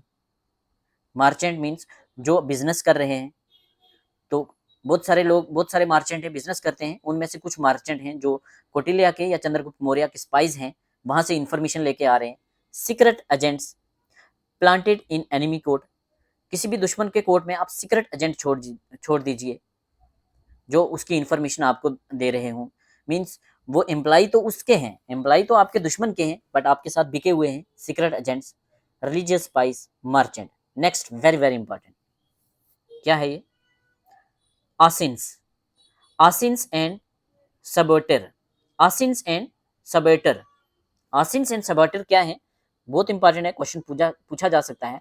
ये हैं, ये जो हिडन कवर में रहते हैं, जो अंडर कवर ऑपरेशन करते हैं, ठीक है, जो अंडर कवर ऑपरेशन करते हैं। तो आसिन्स एंड सबर्टर्स क्या हैं? आसिन्स एंड सबर्टर्स ये हैं अंडर कवर एजेंट्स या ऑफिसर्स ऑफ चाणक्य, ठीक है। पहले रिलीजियस स्पाइस हो गए, मार्चेंट्स हो गए, सीक्रेट एजेंट्स हो गए, और आसिन्स एंड सबर्टर्स, आसिन्स एंड सबर्टर्स, ठीक है। चाणक्य एडवाइज करते हैं रूलर्स को to use deception, psychological manipulation and secret warfare to weaken adversaries. अपने दुश्मन को वीक करने के लिए आप कुछ भी इस्तेमाल कीजिए, आप साइकोलॉजिकली मैनिपुलेट कीजिए, जैसे रिलीजियस स्पाइस को बेच के कि साहब आपका वक्त बुरा आने वाला है, आप हारने वाले हैं, ठीक है। मार्चेंट्स, जो इकोनॉमिक सिस्टम में अपने एजेंट छोड़ दीजिए मार्चेंट की फॉर्म में। Secret agent, assassins and saboteurs. चलिए आगे, नेक्स्ट थीम है economy and state control. Economy and state control, Kautilya ने बोला है कि स्ट्रॉन्ग सेंट्रलाइज्ड इकोनॉमी, एक स्ट्रॉन्ग सेंट्रलाइज्ड इकोनॉमी होनी चाहिए जिसमें स्टेट का इंटरवेंशन रहेगा। किसमें? ट्रेड में, एग्रीकल्चर में और इंडस्ट्री में। पैसा कहाँ से आता है? इकोनॉमी ट्रेड पर डिपेंड होती है, एग्रीकल्चर पर रहती है और इंडस्ट्री पर रहती है। तो स्ट्रॉन्ग सेंट्रलाइज्ड इकोनॉमी होगी तभी आपका राष्ट्र मजबूत होगा, और जो इकोनॉमी के की पिलर हैं, जो इकोनॉमी के की सोर्सेज हैं, वहाँ स्टेट का कंट्रोल रहेगा, स्टेट इंटरवीन करेगी। की economic policies include state monopolies on की इंडस्ट्री, जो की इंडस्ट्रीज हैं उनके ऊपर सिर्फ और सिर्फ स्टेट की मोनोपोली रहेगी। जैसे माइनिंग, मेटलर्जी, हर चीज जमीन से आती है, सोना, चांदी, डायमंड, हर मेटल, लोहा, हर चीज, स्टील, सब कुछ जमीन से आता है, माइनिंग और मेटलर्जी से आता है। तो यहाँ स्टेट की मोनोपोली रहेगी, ठीक है। Regulation of trade and commerce, state को ट्रेड और कॉमर्स को स्टेट रेगुलेट करेगी ताकि एक्सप्लॉयटेशन न हो पाए। प्रोग्रेसिव टैक्स सिस्टम की बात की है, प्रोग्रेसिव टैक्स सिस्टम की बात की है। आज भी हमारा आपने देखा है जो गवर्नमेंट मुलाजम टैक्स पे करते हैं वो क्या है? प्रोग्रेसिव टैक्स सिस्टम है ना हमारा इंडिया में। जो भी हमारे इंडिया में जो टैक्स सिस्टम है अभी, वो प्रोग्रेसिव टैक्स सिस्टम है। जिसकी जितनी सैलरी, जिसकी जितनी इनकम, वो उतना ज़्यादा टैक्स देगा। तो land fertility and economic output, land fertility पर बेस रहेगा टैक्स। जितनी ज़्यादा फर्टाइल लैंड है उतने ज़्यादा एग्रीकल्चर प्रोडक्ट्स आएंगे, उतना ज़्यादा टैक्स देना पड़ेगा। जितना ज़्यादा इकोनॉमिक आउटपुट होगा उतना ज़्यादा टैक्स देना पड़ेगा। तो एक फेयर टैक्स सिस्टम था, जस्ट टैक्स सिस्टम था। Law, justice and social order पे क्या बात करते हैं? लीगल सिस्टम की बात करते हैं कि लीगल सिस्टम जो होगा वो बेस्ड होगा दंड नीति पे, that is law of punishment to ensure stability. राजा का काम है धर्म को फॉलो करना, ड्यूटी को फॉलो करना, रूल रेगुलेशन को, कोड ऑफ लॉ को फॉलो करना। जो पालन नहीं करेगा उस पर उसको पनिश किया जाएगा। डिफरेंट पनिशमेंट बताए हैं डिफरेंट कास्ट के लिए। Very very very important question यहाँ से बनेगा। क्या राइट टू इक्वालिटी की बात करते हैं कौटिल्य? नहीं। अभी हमने धर्मशास्त्र में भी यही पढ़ा। धर्मशास्त्र भी कहता है कि कोई एक क्राइम है, अगर वो क्राइम ब्राह्मण ने किया है तो उसको कम सजा मिलेगी, अगर किसी लोअर कास्ट के इंडिविजुअल ने वही क्राइम किया है तो उसको ज़्यादा सजा मिलेगी। मीन्स राइट टू इक्वालिटी की बात नहीं की कौटिल्य ने। अर्थशास्त्र में राइट टू इक्वालिटी की बात नहीं है, धर्मशास्त्र में भी राइट टू इक्वालिटी की बात नहीं है। Control our guilds and economic bodies, guild system पे इकोनॉमिक बॉडीज पे सरकार का कंट्रोल रहेगा। गिल्ड क्या होता है? एक एसोसिएशन होती है ना मर्चेंट्स की। जैसे कोई फ्रूट्स की मंडी है तो वो फ्रूट्स वहाँ ही तो नहीं बन रहे, कुछ उनकी एक एसोसिएशन बनी होगी। वो मंडी में किसी दूसरी स्टेट से आ रहे होंगे, वहाँ कहीं अलग अलग जगहों से आ रहे होंगे, तो एक पूरी एसोसिएशन बनी होती है जिसको गिल्ड सिस्टम कहते हैं। तो जो गिल्ड सिस्टम है या इकोनॉमिक बॉडीज हैं उनके ऊपर सरकार का कंट्रोल रहेगा। चलिए वेरी इंपॉर्टेंट, इनकी आइडियोलॉजी पे आते हैं। कौटिल्य की थ्योरी ऑफ स्टेट क्या है? यहाँ से क्वेश्चन पूछे जाएंगे, वेरी वेरी इंपॉर्टेंट। कौटिल्य की थ्योरी ऑफ स्टेट। कौटिल्य कहते हैं अगर एनार्की है या अराजकता है, एनार्की क्या होती है? जब कोई भी रूल रेगुलेशन नहीं है, राजा या स्ट्रांग गवर्नमेंट नहीं है, तो तब क्या होगा?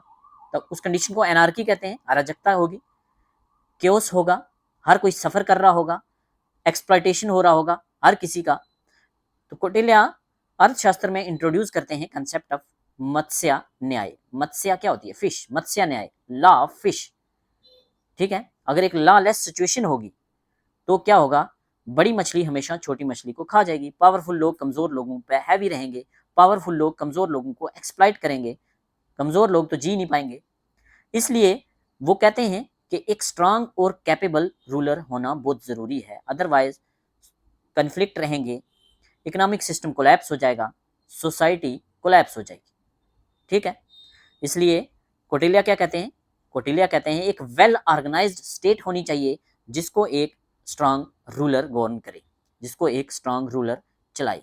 ये रूलर क्या इंश्योर करेगा? ये इंश्योर करेगा कि स्ट्रांग एडमिनिस्ट्रेटिव सिस्टम हो, फेयर और लीगल फ्रेमवर्क हो, स्ट्रांग मिलिट्री हो और अफेक्टिव इकोनॉमिक पॉलिसीज हो, अफेक्टिव इकोनॉमिक पॉलिसीज हो। ठीक है, कौटिल्य बिलीव करते हैं दैट दंड नीति, दंड नीति क्या है? The science of governance and law enforcement. Science of governance and law enforcement को उन्होंने दंड नीति कहा है। ये जरूरी है किसके लिए? स्टेट की प्रोग्रेस के लिए और स्टेबिलिटी मेंटेन करने के लिए। कौटिल्य बात करते हैं गुड गवर्नेंस की, कौटिल्य बात करते हैं गुड गवर्नेंस की। कौटिल्य की गुड गवर्नेंस कैसी होगी? कौटिल्य कहते हैं कि राजा एजुकेटेड होना चाहिए, उसको अलग अलग साइंसेस की जितनी भी ब्रांच हैं उनकी अच्छी नॉलेज होनी चाहिए और वो कमिटेड होना चाहिए गुड गवर्नेंस के लिए। आज की हमारी सरकार गुड गवर्नेंस की बात करती हैं। कौटिल्य का जो राजा था वो एक मोनार्क था और मोनार्की में गुड गवर्नेंस की बात की जाती थी, वेलफेयर स्टेट की बात की जाती थी। क्वेश्चन में पूछा जाएगा, एग्जाम में पूछा जाएगा। ठीक है, intention to work for welfare of people. ठीक है, गुड गवर्नेंस की बात की है कौटिल्य ने, वेलफेयर स्टेट की बात की है, सबको साथ लेके चलने की बात की है। ठीक है, key elements of Kautilya's good governance, Kautilya की गुड गवर्नेंस के की एलिमेंट्स कौन कौन से हैं देख लेते हैं। यहाँ से क्वेश्चन बनेंगे, कंसेप्चुअल क्वेश्चन है, रट्टा नहीं मारना। It is king's responsibility to ensure, राजा इंश्योर करेगा क्या? National security and public infrastructure. आज के टाइम में भी रेलिवेंस है, नेशनल सिक्योरिटी की बात करती है कोई भी गवर्नमेंट, पब्लिक इंफ्रास्ट्रक्चर की बात करती है। Efficient policies and their implementation, अच्छी अच्छी पॉलिसीज होनी चाहिए, उनका इफेक्टिव इम्प्लीमेंटेशन होना चाहिए, आज भी ये बात होती है। फेयर एंड क्लीन एडमिनिस्ट्रेशन की बात तब भी कौटिल्य ने की, आज भी रेलिवेंट है। वेलफेयर ऑफ स्टेट की बात की कौटिल्य ने, आज भी है। कॉम्पिटेंट ऑफिशियल्स होने चाहिए, आईएएस ऑफिसर जैसे अब आज अपॉइंट होते हैं, तब जब वो ब्यूरोक्रेट अपॉइंट करते थे कौटिल्य तो एक बहुत मतलब टफ एग्जामिनेशन सिस्टम होता था, काफ़ी सारे गेट्स से पास होने के बाद ही ऑफिसर बनते थे। एक tax system, just tax system होना चाहिए। कौटिल्य का प्रोग्रेसिव टैक्स सिस्टम था, जितनी ज़्यादा इनकम उतना ज़्यादा टैक्स। बैलेंस ऑफ इंटरेस्ट हो, वेलफेयर ऑफ जनता हो, मॉरल धर्मा को फॉलो करना है राजा ने, means moral and ethical order. जनता ने, राजा ने कानून का पालन करना है, धर्म का पालन करना है। धर्म क्या है? राजा की ड्यूटीज रिस्पॉन्सिबिलिटीज क्या है? राजा की ड्यूटीज रिस्पॉन्सिबिलिटीज। धर्म है क्या? Moral and ethical order. National security maintain करो, पब्लिक इंफ्रास्ट्रक्चर डेवलप करो, अच्छी अच्छी पॉलिसीज लेके आओ, उनका इफेक्टिव इम्प्लीमेंटेशन करवाओ, फेयर और क्लीन एडमिनिस्ट्रेशन हो, वेलफेयर जनता की वेलफेयर हो, वेलफेयर स्टेट की बात की है, कॉम्पिटेंट ऑफिसर्स हो, टैक्स सिस्टम में जस्टिस हो, बैलेंस ऑफ इंटरेस्ट हो। ठीक है, प्राइवेट प्रॉपर्टी के प्रोटेक्शन की बात की है, क्वेश्चन पूछा जाएगा, प्रोटेक्शन ऑफ प्राइवेट प्रॉपर्टी। जो सब्जेक्ट्स हैं, जो सिटीजन्स हैं, उन प्रॉपर्टी उनके खून पसीने की कमाई है। तो ये राजा का धर्म है, राजा की ड्यूटी है कि लोगों की प्राइवेट प्रॉपर्टी को प्रोटेक्ट करवाए। Kautilya promote ethical and sovereign state. अगर पूछा जाए स्टेटमेंट में तो ये ट्रू है या फॉल्स, यूजीसी नेट में पूछा गया है। Kautilya promote an ethical and sovereign state. Kautilya promote an ethical and sovereign state, welfare state. Kautilya का जो गुड गवर्नेंस है वो कुछ आइडियोलॉजीज पे बेस्ड था। जैसे आज के इंडिया की अगर हम बात करें तो हमारा इंडिया की जो आइडियोलॉजी है वो हमें प्रीएम्बल में दिखती है। प्रीएम्बल में इंडिया की आइडियोलॉजी क्या है कि इंडिया एक सॉवरन स्टेट होगा, इंडिया एक सोशलिस्ट स्टेट होगा, इंडिया एक सेकुलर स्टेट होगा, इंडिया एक डेमोक्रेटिक रिपब्लिक होगा, इंश्योर करेगा उसके सब्जेक्ट्स पे, लोगों पे जस्टिस, लिबर्टी, इक्वलिटी, फ्रेटर्निटी, भाईचारा। ये हमारी आइडियोलॉजी है, हमारे कॉन्स्टिट्यूशन में प्रीएम्बल में मेंशन है। ऐसे ही कौटिल्य की भी कुछ आइडियोलॉजी थी, उसको जरा जान लेते हैं। कौटिल्य की जो गुड गवर्नेंस थी वो बेस्ड थी किस पे? 4 ब्रांचेस ऑफ नॉलेज पे, जिसको कौटिल्य ने कहा है 4 pillars of knowledge. 4 pillars of knowledge, यहां से क्वेश्चन बनेगा। जहां जहां से क्वेश्चन बनता है मैं साथ साथ में बता रहा हूं। फर्स्ट क्या है? 4 कौन कौन से पिलर हैं? अन्विकासी, तराई, वर्ता या वर्त, दंड नीति। अन्विकासी, तराई, वर्त, दंड नीति। अन्विकासी, तराई, वर्त, दंड नीति। क्या है अन्विकासी? अन्विकासी मीन्स फिलॉसफी। फिलॉसफी, जो रूलर है उसको साइंस की नॉलेज हो, नॉलेजेबल हो, वो एक फिलॉसफी पे बेस हो, रैशनल थिंकिंग रहे। लैम्प ऑफ ऑल साइंसेस को मैच करने के लिए अगर आ गया तो आपने मैच करना है अन्विकासी के साथ, फिलॉसफी के साथ। तो अन्विकासी means philosophy, foundation of all sciences, guiding wisdom and rational thinking, lamp of all sciences. ठीक है। नेक्स्ट तराई। 4 वेदास की बात हमने की है धर्मशास्त्र में। कौन कौन से 4 वेदा होते हैं? ऋग्वेद, सामवेद, यजुर्वेद, अथर्ववेद। बट कौटिल्य अपने 4 पिलर ऑफ नॉलेज में जो सेकंड पिलर है उसमें बात करते हैं 3 वेदास की। जो 4th वेदास की बात नहीं करते। कौन कौन से 3 वेदास की बात करते हैं? ऋग्वेद, सामवेद, यजुर्वेद। जो कल्चर होगा कौटिल्य की स्टेट का वो वेदास पे बेस्ड होगा, वो ऋग्वेद, सामवेद, यजुर्वेद पे बेस होगा। अथर्ववेद की बात नहीं की है। Providing cultural and moral context, तराई। ठीक है, 3 वेदास। नेक्स्ट है वर्त या वर्ता मींस इकोनॉमिक्स। एग्रीकल्चर, ट्रेड और वेल्थ मैनेजमेंट पे सरकार इंटरफेयर करेगी। ये सारी चीजें सरकार के कंट्रोल में होंगी, हम ऊपर भी बात कर चुके हैं। इकोनॉमी पूरी इसी पे डिपेंड होती है एंशिएंट इंडिया की।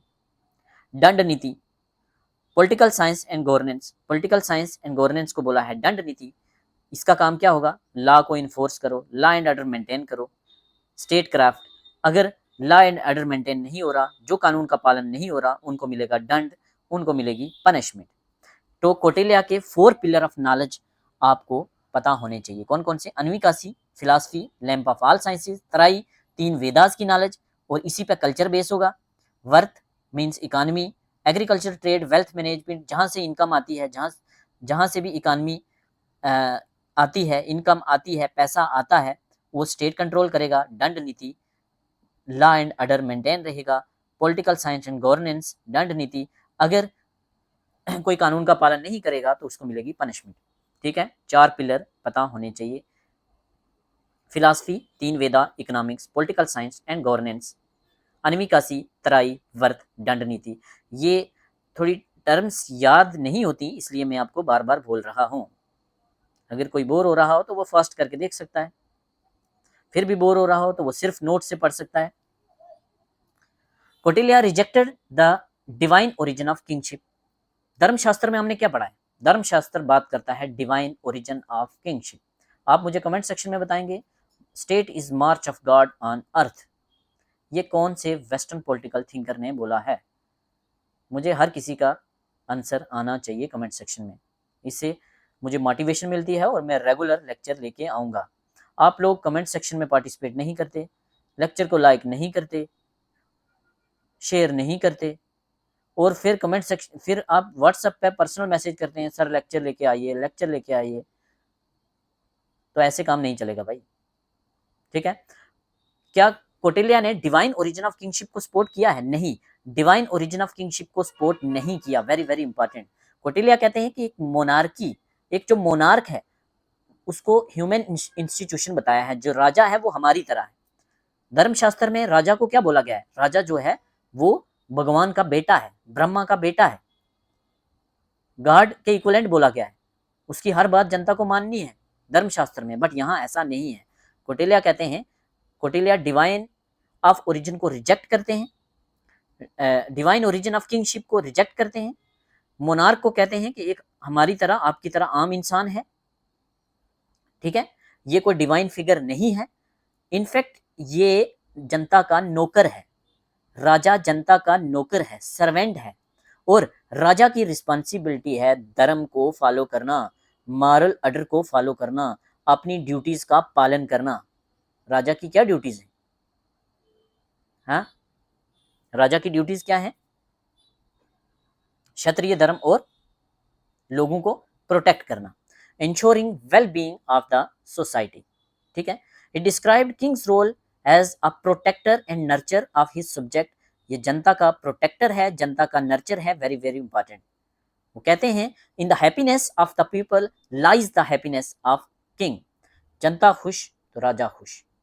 उन्होंने संस्कृत में बोला है प्रजा सुखम सुखी राजा, प्रजा सुखम, प्रजा सुखम सुखे राजे, सुखे राजे मीन्स अगर जनता खुश है तो राज्य भी खुश है, ठीक है। ये किसने बोला है? तो ये कौटिल्य ने बोला है। अर्थशास्त्र में क्वेश्चन पूछा जाएगा। राजा की रिस्पॉन्सिबिलिटी क्या रहेंगी? दो फंडामेंटल ऑब्जेक्टिव रहेंगे। क्या? प्रैक्टिस ऑफ धर्मा और भोग, प्रैक्टिस ऑफ धर्मा और भोग। राजा की रिस्पॉन्सिबिलिटी क्या है? BP, blood pressure, blood pressure नहीं भाई, बीपी। बी से भोग, भोग means enjoyment of private property rights. Janata private property के पास, जनता के पास राइट है क्या? प्राइवेट प्रॉपर्टी का राइट्स है। जनता की जो प्रॉपर्टी है वो उनकी खून पसीने की कमाई है, और राजा का काम है, राजा इंश्योर करेगा कि जनता प्रॉपर्टी राइट को एंजॉय करे, प्राइवेट प्रॉपर्टी राइट को एंजॉय करे, उनकी प्रॉपर्टी कोई छीने ना, एक्सप्लॉइट ना करे। दूसरा, practice of dharma, moral and ethical order means राजा की ड्यूटी और रिस्पॉन्सिबिलिटी उसने, राजा ने निभानी है। क्या रिस्पॉन्सिबिलिटी है? Moral and ethical order. Kings की प्राइम ड्यूटीज क्या है? प्राइमरी ड्यूटीज क्या है? दो ड्यूटीज हैं। कौन कौन सी? आरपी, आरपी, कौन कौन से? आरपी।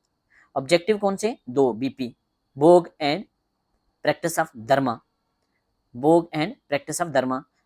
जो सब्जेक्ट्स हैं, जो सिटीजन्स हैं, वो प्राइवेट प्रॉपर्टी के राइट्स को एंजॉय करें, और राजा जो है अपने धर्म का पालन करे, अपनी ड्यूटीज का पालन करे। मेन ड्यूटीज क्या है? रक्षा, रक्षण, पालन, रक्षण, पालन। रक्षण mean protection. Defending the kingdom from external threat, अपने राज्य की, अपने स्टेट की प्रोटेक्शन करनी है, कोई बाहर से अटैक ना करे। और पालन means nurturing the people, ensure economic prosperity and social stability. हर कोई ग्रो करे, देश फले फूले, लोग खुश रहें, सोशल स्टेबिलिटी रहे, बाहर से कोई अटैक ना करे। यही है राजा का धर्म। The king should have ability to pursue and motivate his minister and to act as leader for the achievement of collective agreed upon goals in specific time.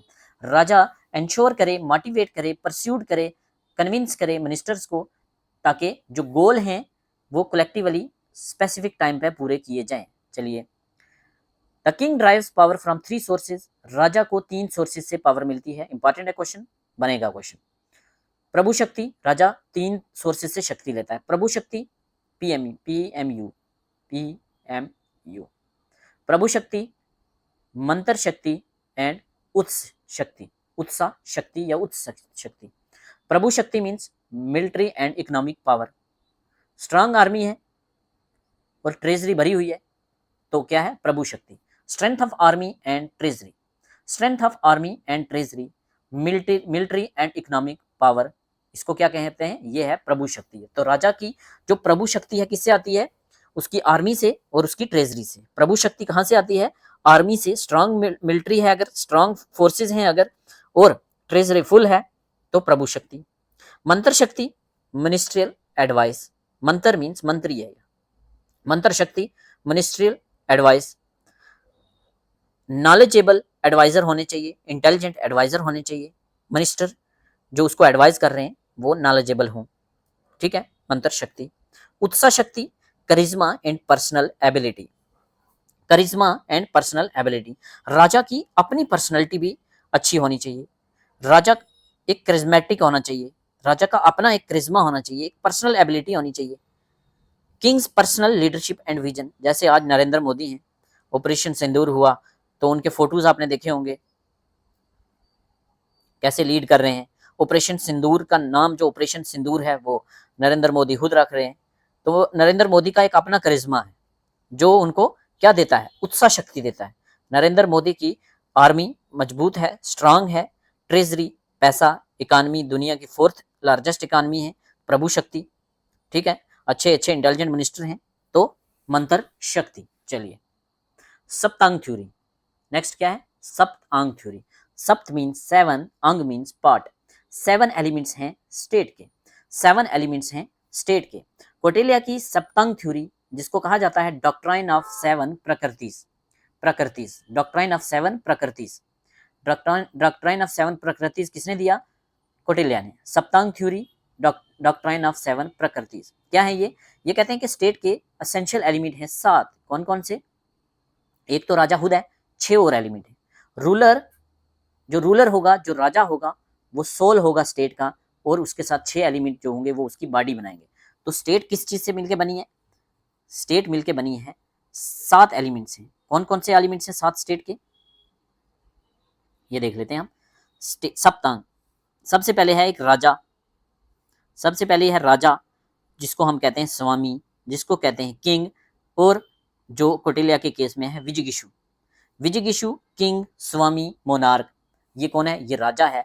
और सोल ऑफ स्टेट क्या होगा, सोल ऑफ स्टेट, स्टेट की रूह, soul of state होगा विजिगिशु, या राजा, या ruler, या स्वामी, या मोनार्क, ठीक है। तो क्या है 1 + 6, एक तो स्टेट का, स्टेट के 7 पार्ट हैं, एक सोल है, रूह है, सोल के बगैर, सोल मर गया तो बॉडी किसी काम की नहीं, राजा मर गया तो बॉडी किसी काम की नहीं, ठीक है। तो सोल कौन है, राजा है, विजिगिशु है। इसके 6 एलिमेंट कौन से हैं, सबसे पहले राजा जिस एरिया पर राज कर रहा है उसको कहते हैं जनपद, जनपद, जन मीन्स जनता, पद मीन्स टेरिटरी। जो जनपद क्या है, टेरिटरी, और लोग, एक एरिया है, लेट सपोज इंडिया, तो इंडिया और इंडिया के लोग वो क्या है, जनपद। तो जनपद रिप्रेजेंट करता है स्टेट का थाइस, स्टेट की लेग्स। स्टेट का पूरा भार किस पे है, पूरे का पूरा भार है टेरिटरी पे और पॉपुलेशन पे, जनता पे और पॉपुलेशन पे। जनता, पॉपुलेशन, जनपद, ये है थाइज और लेग्स। नेक्स्ट है अमात्या, वेरी इंपॉर्टेंट, अमात्या पूछा जाएगा मैच करने के लिए। अमात्या क्या है, मिनिस्टर्स, अमात्या सेकंड पार्ट है, काउंसिल ऑफ मिनिस्टर्स या मिनिस्टर, और ये होगा आइज, स्टेट की आइज क्या है, अमात्या या मिनिस्टर्स। नेक्स्ट है दुर्ग, किला, किला, दुर्ग, किला, स्ट्रांग किला होना चाहिए, बड़ी बड़ी दीवारें होनी चाहिए, किला ऐसी लोकेशन किले की अच्छी होनी चाहिए जहां दुश्मन पहुंच ना पाए, मींस प्रोटेक्शन कौन दे रहा है, किला, तो हमें प्रोटेक्शन कौन देता है, हमारे आर्म्स, ठीक है, आर्म्स। राजा ने कुछ भी बोला तो मंत्रियों की आंखें रहती हैं हर जगह, लोग क्या बोल रहे हैं, लोग क्या बोल रहे हैं उसका जवाब देते हैं मंत्री, लोगों की, मंत्रियों की आंखें रहती हैं। तो आइज, अमात्या या मिनिस्टर्स, आर्म्स, दुर्ग, फोर्ट। नेक्स्ट क्या है, कोश, कोश मीन्स ट्रेजरी, पैसा, ठीक है, हम मुंह से खाना खाते हैं और हमारी बॉडी जो है वो तंदुरुस्त रहती है, एक्टिव रहती है, चलती फिरती रहती है। तो कोश क्या है, स्टेट का मुंह, स्टेट का मोथ, मुंह क्या है, कोश, ट्रेजरी, पैसा, ठीक है। बल, आर्मी, आर्मी माइंड है, स्टेट का माइंड क्या है, आर्मी।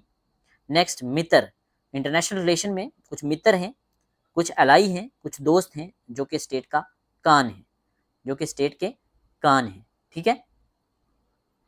सप्तांग थ्योरी, कितने एलिमेंट है स्टेट के, सप्त, 7, एक राजा जो कि सोल है और 6 पार्ट और हैं, 6 कौन कौन से, जनता है और टेरिटरी है, थाइज या लेग्स के साथ, लेग्स बोला गया है उनको, लेग्स के साथ कंपेयर किया गया है। मिनिस्टर्स हैं, आइज, दुर्ग किला है, आर्म्स प्रोटेक्शन देते हैं, कोश ट्रेजरी, मोथ मुंह, बल या आर्मी माइंड है, और मित्र एयर है, कान है। ठीक है, कोटिल्या कहते हैं, कोटिल्या एम्फेसाइज स्ट्रेटेजिक कैलकुलेशन बिफोर वार।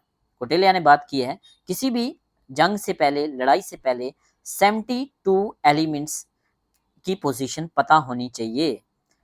आपकी स्ट्रेंथ क्या है, आपकी वीकनेस क्या है, ये कब पता चलेगा, जब आप 72 एलिमेंट्स की बात 72 एलिमेंट्स की पोजीशन आपको पता होगी। ऊपर मैंने क्या बोला था, 72 एलिमेंट्स कहाँ से आएंगे वो मैं आगे जाके आपको बताऊंगा। तो यहाँ से आएंगे, कैसे, कहाँ से, ऊपर क्या बोला था मैंने, 5 + 5 10 + 2 उदासीन एंड मध्यम, 12 राजों की पोजीशन पता होनी चाहिए, 12 किंग्स की पोजीशन पता होनी चाहिए। और एलिमेंट्स कितने थे, 72। तो हर स्टेट के कितने एलिमेंट है, स्टेट का एलिमेंट कितने हैं, सप्तांग थ्योरी के हिसाब से एक तो राजा है, तो किंग +6, तो 12 तो किंग हो गए, +6 एलिमेंट, +6 एलिमेंट, तो 12 × 6 कितने हो गए, 72 एलिमेंट्स पता होने चाहिए आपको। जो 72 किंग्स हैं उनकी जनपद कैसी है, उनका एरिया कितना बड़ा है, उनकी जनता कैसी है, वहाँ क्षत्रिय कितने लोग हैं, लड़ाकू कितने लोग हैं, वहाँ के मिनिस्टर कितने पढ़े लिखे हैं, वहाँ के किले कैसे हैं, वहाँ की ट्रेजरी का क्या हाल है, वहाँ की आर्मी कैसी है, उनके अलायंस इंटरनेशनल रिलेशन में किस किस के साथ हैं। ठीक है, 12 किंग्स एंड 72 एलिमेंट्स की बात की है, आपको समझ आ गया होगा। चलिए आगे, अब ये जो सप्तांग में 7 एलिमेंट्स हैं, इनको थोड़ा देख लेते हैं जल्दी जल्दी, इनसे क्या क्या क्वेश्चन बन सकते हैं। तो फर्स्ट क्या था, स्वामी रूलर, जो कि विजिगिशु है, एम्बिशियस राजा है। मोस्ट क्रूशियल एलिमेंट क्या है, बॉडी के लिए क्रूशियल है सोल, सोल जिंदा तो बॉडी जिंदा, सोल खत्म तो बॉडी खत्म, तो मोस्ट क्रूशियल एलिमेंट क्या है, विजिगिशु। ठीक है, विजिगिशु क्या होगा, ये लर्न होगा, इंटेलिजेंट होगा, पढ़ा लिखा होगा, साइंसिस के नॉलेज होगी, फिलासफी की नॉलेज होगी, ये ब्रेव होगा, और ये नोबल बर्थ होगा। नोबल बर्थ मीन्स ऊंची जाति का होगा। तो कौटिल्या के केस में ये क्षत्रिय होगा, राजा क्षत्रिय होगा, नोबल बर्थ, ऊंची जाति के लोग। ठीक है, होल्ड, इसके पास एब्सोल्यूट पावर होगी, बट ये पावर एब्सोल्यूट तो होगी, एब्सोल्यूट मोनार्क तो होगा, बट ये जनता की वेलफेयर के लिए पावर होगी। ठीक है, जनता की वेलफेयर के लिए पावर होगी। और राजा हम आम लोगों की तरह होगा, ये कोई भगवान नहीं होगा, ये अपने सब्जेक्ट्स को, जनता को बच्चों की तरह देखेगा, अपने बच्चों की तरह ट्रीट करेगा। नेक्स्ट है अमात्यास, अमात्यास मिनिस्टर, ये क्या है, आइज, ये पढ़े लिखे होंगे, ये एडवाइज करेंगे। कौटिल्या कहते हैं कि मिनिस्टर मोस्टली ब्राह्मण होने चाहिए, मिनिस्टर्स ब्राह्मण होने चाहिए, क्योंकि उनको वेदास की नॉलेज है, ऋग्वेद, सामवेद, यजुर्वेद, जो कि कल्चर को रिप्रेजेंट करते हैं। किंग मॉनिटर करेगा मिनिस्टर्स की लॉयल्टी, और जो मिनिस्टर हैं वो राजा को ना मार दें, वो राजा के खिलाफ कोई कंस्पिरेसी ना रखें, इसलिए 3 मिनिस्टर ऐसे होंगे जो कंस्पिरेसी को चेक करने के लिए अपॉइंट किए जाएंगे, कंस्पिरेसी को प्रिवेंट करने के लिए अपॉइंट किए जाएंगे। उनका काम सिर्फ यही होगा कि वो नजर रखें कोई कंस्पिरेसी तो नहीं रच रहा राजा के खिलाफ। नेक्स्ट क्या है, दुर्ग, दुर्ग मीन्स किला, इंफ्रास्ट्रक्चर अच्छा होना चाहिए, किला मजबूत होना चाहिए, किला आर्म्स का काम करता है, प्रोटेक्शन का काम करता है, ठीक है, डिफेंस का काम करता है। Fort symbolise defence and strategic power. 4 type के किलों की बात की है मिलिट्री के प्रोटेक्शन के लिए, कौन कौन से, जल दुर्ग, गिरी दुर्ग, वन दुर्ग एंड धानु दुर्ग। जल दुर्ग, गिरी दुर्ग, वन दुर्ग, दानु दुर्ग, 4 तरह के किलों की बात की है। इजी है, डरना नहीं नाम सुन के।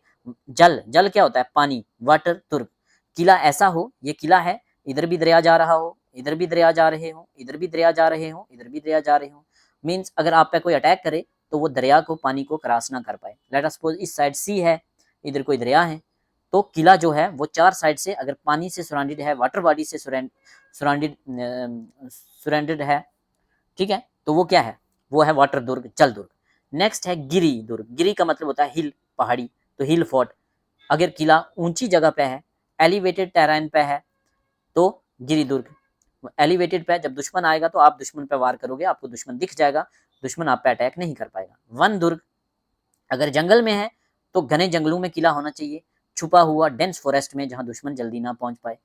दानु दुर्ग, अगर डेजर्ट एरिया में है, तो अगर एरिया जो है वो डेजर्ट टाइप का है, तो एरिड रीजन में किला होना चाहिए, रेत में, ताकि दुश्मन इजिली जो है वो रेत में फाइट नहीं कर पाता। ठीक है, चलिए, एक किला, डेजर्ट का किला, डेजर्ट में किला, फॉरेस्ट में किला, पहाड़ी के ऊपर किला और पानी से घिरा हुआ किला। हो गए दूर। 4 कौन कौन से किले बताएं, पता चल गया। नेक्स्ट है जनपद या टेरिटरी एंड पॉपुलेशन। ये क्या है, लेग्स एंड थाइज हैं स्टेट के। State power is directly linked to strength of its population and economy. एक prosperous janapada ensure revenue and stability. अच्छी पॉपुलेशन होगी, अच्छी टेरिटरी होगी, फर्टाइल लैंड होगी, लोग मेहनती होंगे, रेवेन्यू सिस्टम अच्छा आएगा, स्टेबिलिटी बढ़िया आएगी, एग्रीकल्चर होगा, ट्रेड होगा, पब्लिक वेलफेयर के काम होंगे, किंगडम सस्टेन करेगा। बल या मिलिट्री एंड डिफेंस, माइंड का काम करते हैं, माइंड है ये स्टेट का। स्ट्रॉन्ग आर्मी की बात की है स्टेबल स्टेट के लिए। आर्मी को 6 टाइप में क्लासिफाई किया है, 6 टाइप हैं आर्मी अर्थशास्त्र में। एक हायर ट्रूप होंगे। हायर ट्रूप मीन्स कुछ लोग जो जंग के लिए हायर किए हुए हैं। फिर हेरिडिटरी ट्रूप्स, हेरिडिटरी ट्रूप्स कौन होंगे, जो क्षत्रिय क्लैन के लोग होंगे, वो खानदानी लड़ाकू होंगे।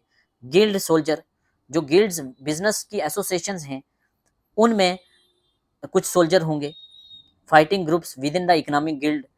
फिर अलाइड ट्रूप, आपकी जो फ्रेंडली कंट्रीज हैं वो जो सोल्जर भेजेंगे वो अलाइड ट्रूप्स होंगे।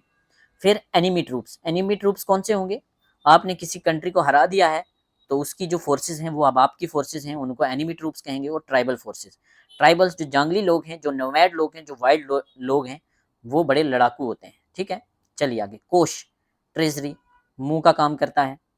स्ट्रॉन्ग ट्रेजरी होगी तो क्या होगा, अच्छा फंड्स होगा, गवर्नमेंट अच्छी चलेगी, मिलिट्री स्ट्रांग होगी, वेलफेयर प्रोग्राम चलेंगे। तो वार के टाइम में ट्रेजरी का रोल है, नेचुरल डिजास्टर में ट्रेजरी की जरूरत है, कोई इकोनॉमिक क्राइसिस हो जाए तो ट्रेजरी बड़ी होनी चाहिए, मुंह से ही सारी चीजें होंगी। Economic stability depend upon efficient taxation, trade policies and wealth management. मित्र, आपके दोस्त इंटरनेशनल रिलेशन में एयर्स का काम करेंगे। ठीक है, किंग्स की strength amplified by number of allies he maintains. 2 तरह के उसने अलाइज बोले हैं, कौन कौन से, शाहजहां, शाहजहां मित्र। शाहजहां मित्र वो होंगे जो नेचुरल अलाइज होंगे, जो सदियों से आपके दोस्त हैं, उन पे आप ट्रस्ट कर सकते हैं, शाहजहां मित्र। नेक्स्ट कृत्रिमा मित्र। कृत्रिमा मित्र जो एक्वायर्ड अलाइज हैं, जिनको कन्विंस करके आपने अपने बेनिफिट के लिए लाया है, वो है कृत्रिमा मित्र।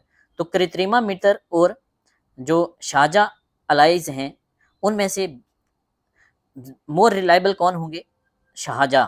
शाहजहां या नेचुरल जो होंगे वो मोर रिलायबल होंगे, एक्वायर्ड जो स्पेसिफिक सिचुएशन में लाए जाते हैं। चलिए, कौटिल्य की एडमिनिस्ट्रेशन देख लेते हैं, फॉरेन पॉलिसी का फ्रेमवर्क देख लेते हैं, यहाँ से क्वेश्चन बनते हैं। आपने डरना नहीं है, 1-2 क्वेश्चन बन सकता है, रट्टा नहीं मारना, हल्का सा मैं बता देता हूँ आपको। 6 डिपार्टमेंट्स की बात की है, पहला सवाल तो यही है। 6 हेड ऑफ स्टेट्स की बात की है, डिपार्टमेंट्स तो 34 थे ना, 6 हेड ऑफ डिपार्टमेंट्स की बात की है। कौन कौन से, एक कमांडर इन चीफ होगा नेवल फोर्सेस का, कमांडर इन चीफ पूछा जाएगा, commander in chief of naval forces is called as, तो क्या है, डरना नहीं, ये क्या है, ये अध्यक्ष है, ये अध्यक्ष है, ये अध्यक्ष है, ये अध्यक्ष है, ये अध्यक्ष है, ये अध्यक्ष है। अध्यक्ष मीन्स हेड। ठीक है, तो नेवल, नेवल पानी, पानी में चलती है, नव, तो नव अध्यक्ष। तो नव अध्यक्ष कौन होगा, commander in chief of naval forces. Commander in chief of naval forces को क्या कहते हैं, नव अध्यक्ष। नेक्स्ट कवेलरी। कवेलरी क्या होता है, कुछ आर्मी होती है जो घोड़ों के ऊपर चढ़ के लड़ाई करती है, कवेलरी मीन्स घुड़सवार, घुड़सवार। कवेलरी जो घोड़ों पे चढ़ के आर्मी जंग लड़ती है उसको कहते हैं कवेलरी, और जो पैदल सैनिक होते हैं उनको कहते हैं इन्फेंट्री।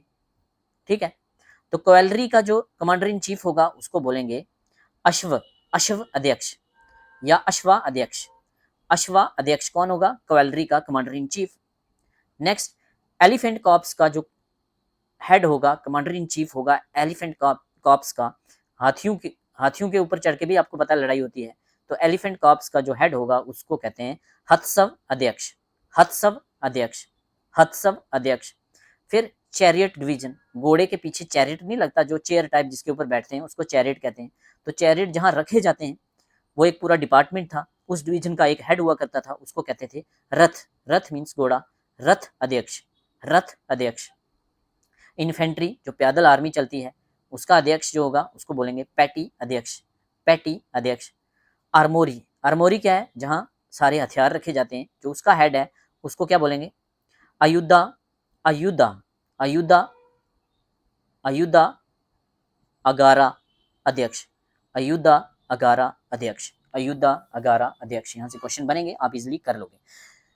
कितने हेड्स की बात की है, कितने कमांडर इन चीफ की बात की है, 6। डिपार्टमेंट कितने, 34।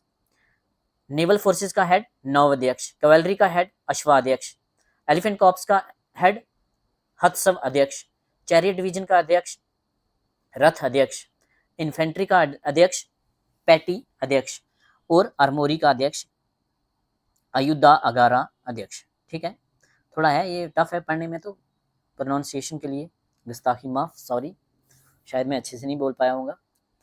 सेंट्रल एडमिनिस्ट्रेटिव मशीनरी, इसको थोड़ा सा पता होना चाहिए।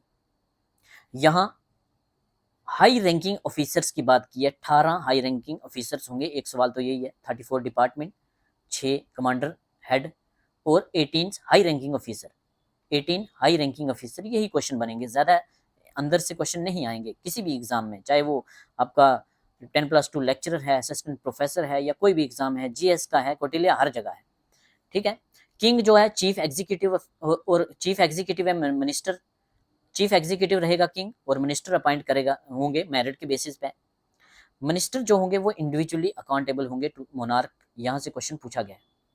जो मिनिस्टर हैं वो सिर्फ और सिर्फ अपने काम के लिए अकाउंटेबल हैं, सिर्फ और सिर्फ अपने काम के लिए राजा को अकाउंटेबल हैं। ठीक है, कौटिल्य ने 18 तीर्थ्स की बात की है, 18 तीर्थ्स की बात की है। तीर्थ्स मीन हाई रैंकिंग ऑफिसर, कौन कौन से, एक चीफ मिनिस्टर होगा जिसको मंत्रिन कहा जाएगा, चीफ मिनिस्टर जिसको मंत्रिन कहा जाएगा। मंत्रिन क्या है, चीफ मिनिस्टर। पुरोहित, पुरोहित प्रीस्ट, पुरोहित राजा को एडवाइस करेगा रिलीजियस मैटर पे, इसको वेदास की नॉलेज होगी, ये ब्राह्मण क्लास से बिलोंग करेगा। पुरोहित प्रीस्ट पूछा जाएगा एग्जाम में, यहाँ से पूछा गया एक, अगर कोई एक ऑफिसर पूछा गया तो वो पुरोहित है। यूपीएससी में पूछा गया है, जीएस में पूछा गया है। सेनापति, सेना का head, commander in chief of army. ठीक है, ये 2 याद रखने। युवराज, क्राउन प्रिंस। द्वारिका, हेड ऑफ पैलेस गार्ड। अंतरिश्मिका, अंतरिश्मिका chief of king's personal guard. प्रशास्त्र, प्रशस्त्र, प्रशास्त्र सॉरी, प्रशास्त्र मैजिस्ट्रेट, प्रशास्त्र मैजिस्ट्रेट। समाहर्ता, रेवेन्यू कलेक्टर जनरल, याद रखना है, पूछा जाता है। समाहर्ता, समाहर्ता मीन्स जो रेवेन्यू को कलेक्ट कर रहा है उसको समाहर्ता कहते हैं, और जो ट्रेजरी जहां पैसा रखा हुआ है उसका जो हेड है उसको सन्नी दत्त कहते हैं। सन्नी दत्त, एम साइलेंट है, सन्नी दत्त चीफ ट्रेजरर। ये 4 आपको याद रखने, कौन कौन से, पुरोहित, सेनापति, समाहर्ता और सन्नी दत्त। उसके बाद आपको याद रखने हैं नेक्स्ट दंडपाल, मिलिट्री ऑफिसर, और दुर्गपाल जो फोर्ट को एडमिनिस्टर कर रहा है। ठीक है, चलिए बाकी ये सारे याद नहीं रखने, जो रखना चाह रहा है वो पढ़ सकता है, बट मैंने इंपॉर्टेंट बता दिया आपको। Kautilya's idea on foreign policy, Kautilya क्या कहते हैं, विजिगिषु की बात करते हैं, वो desire victory with goal of expanding. वो फॉरेन पॉलिसी में क्या होगा, एक विजिगिषु है जिसका विक्ट्री, जिसका डिजायर क्या है, विक्ट्री, और उसने अपने राज्य को एक्सपेंड करना है, एक्सपेंड करना है, और क्या बनना है, चक्रवर्ती सम्राट, यूनिवर्सल रूलर, चक्रवर्ती सम्राट। वार को कहते हैं, वार क्या है, क्षत्रिय धर्म है, और ये राजा की ड्यूटी है। राजधर्म क्या है, राजधर्म मीन्स राजा का धर्म, राजधर्म क्या है, क्षत्रिय धर्म, राजधर्म क्षत्रिय धर्म, टेरिटरी को एक्सपेंड करना है, विजिगिषु ने चक्रवर्ती सम्राट बनना है। ठीक है, 4 फोल्ड पॉलिसी, 6 फोल्ड पॉलिसी पढ़ ली हमने, 4 फोल्ड पॉलिसी, यहां से भी वही पढ़ेंगे जितना एग्जाम में पूछा जाता है। 4 फोल्ड पॉलिसी को कहते हैं चतुर उपाय, चतुर 4, चतुर उपाय क्या है, साम दाम दंड भेद, साम दाम दंड भेद, साम दाम दंड भेद, साम दाम दंड भेद। साम मीन्स पीस, मतलब आपने क्या करना है, नेगोशिएट करना है, परस्यूट करना है, पीसफुल तरीके से रहने की कोशिश करनी है। ठीक है, साम पहले बात करके पीस को मेंटेन करो, परसुएशन करो, नेगोशिएशन करो, पीसफुल ट्रीटी करो।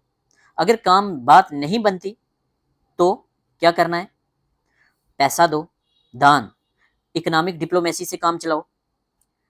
पैसा दो, बोलो अच्छा आपके हॉस्पिटल हम बना देते हैं इंटरनेशनल लेवल में कंट्रीज के साथ अगर रिलेशन मेंटेन करने हैं तो कैसे मेंटेन करने हैं? साम दाम दंड भेद, साम दाम दंड भेद, ये 4 पॉलिसी है डिप्लोमेसी की। ठीक है, साम मीन्स बातचीत करना, डिप्लोमेसी से, नेगोशिएशन से, परसुएशन से पीसफुल सेटलमेंट करो। गिफ्ट दो, आप वेल्थ दो उनको, हॉस्पिटल बना दिए, हम आपकी रोड बना देते हैं, चलो जी। जैसे चाइना काफ़ी सारी कंट्रीज़ में अपने प्रोजेक्ट चला रहा है, इंडिया भी काफ़ी जगह अपने पोर्ट्स वगैरह बना रहा है। हमने अफ़गानिस्तान को पार्लियामेंट बना के दिया है, तो क्या है ये? अफ़गानिस्तान को पार्लियामेंट बना के दिया, किसकी एग्जाम्पल है? दाम की, इकोनॉमिक पॉलिसी। दंड, भाई नहीं मानता जो तो उसके ऊपर चढ़ाई कर दो, मिलिट्री भेजो, अटैक कर दो, मिलिट्री एक्शन। दूसरा भेद, भेद मीन्स स्पियोनाज, साइकोलॉजिकल वारफेयर करो।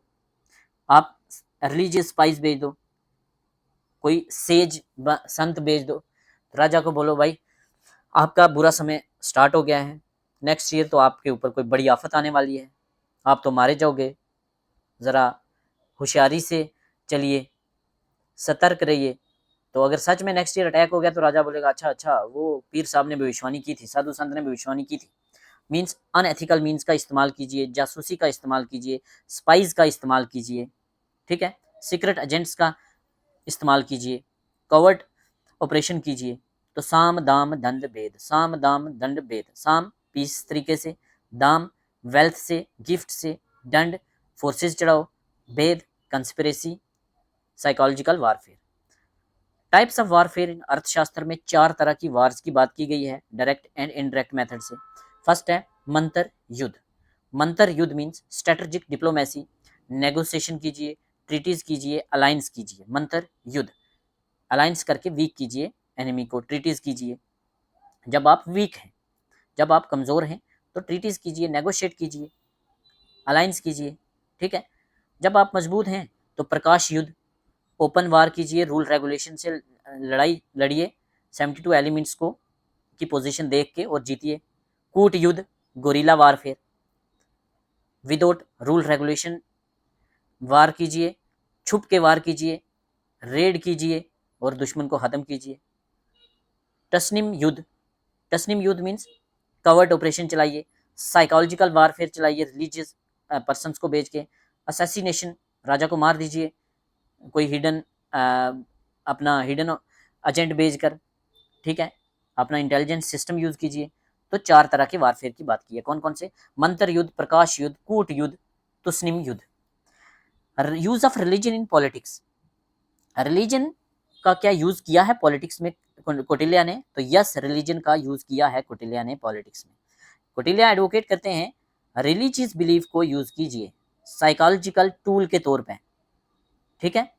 उसने बोला है सेज भेजिए, साधु संत भेजिए, मॉन्क्स भेजिए, एसेटिक्स भेजिए, रिलीजियस फिगर्स भेजिए, ठीक है।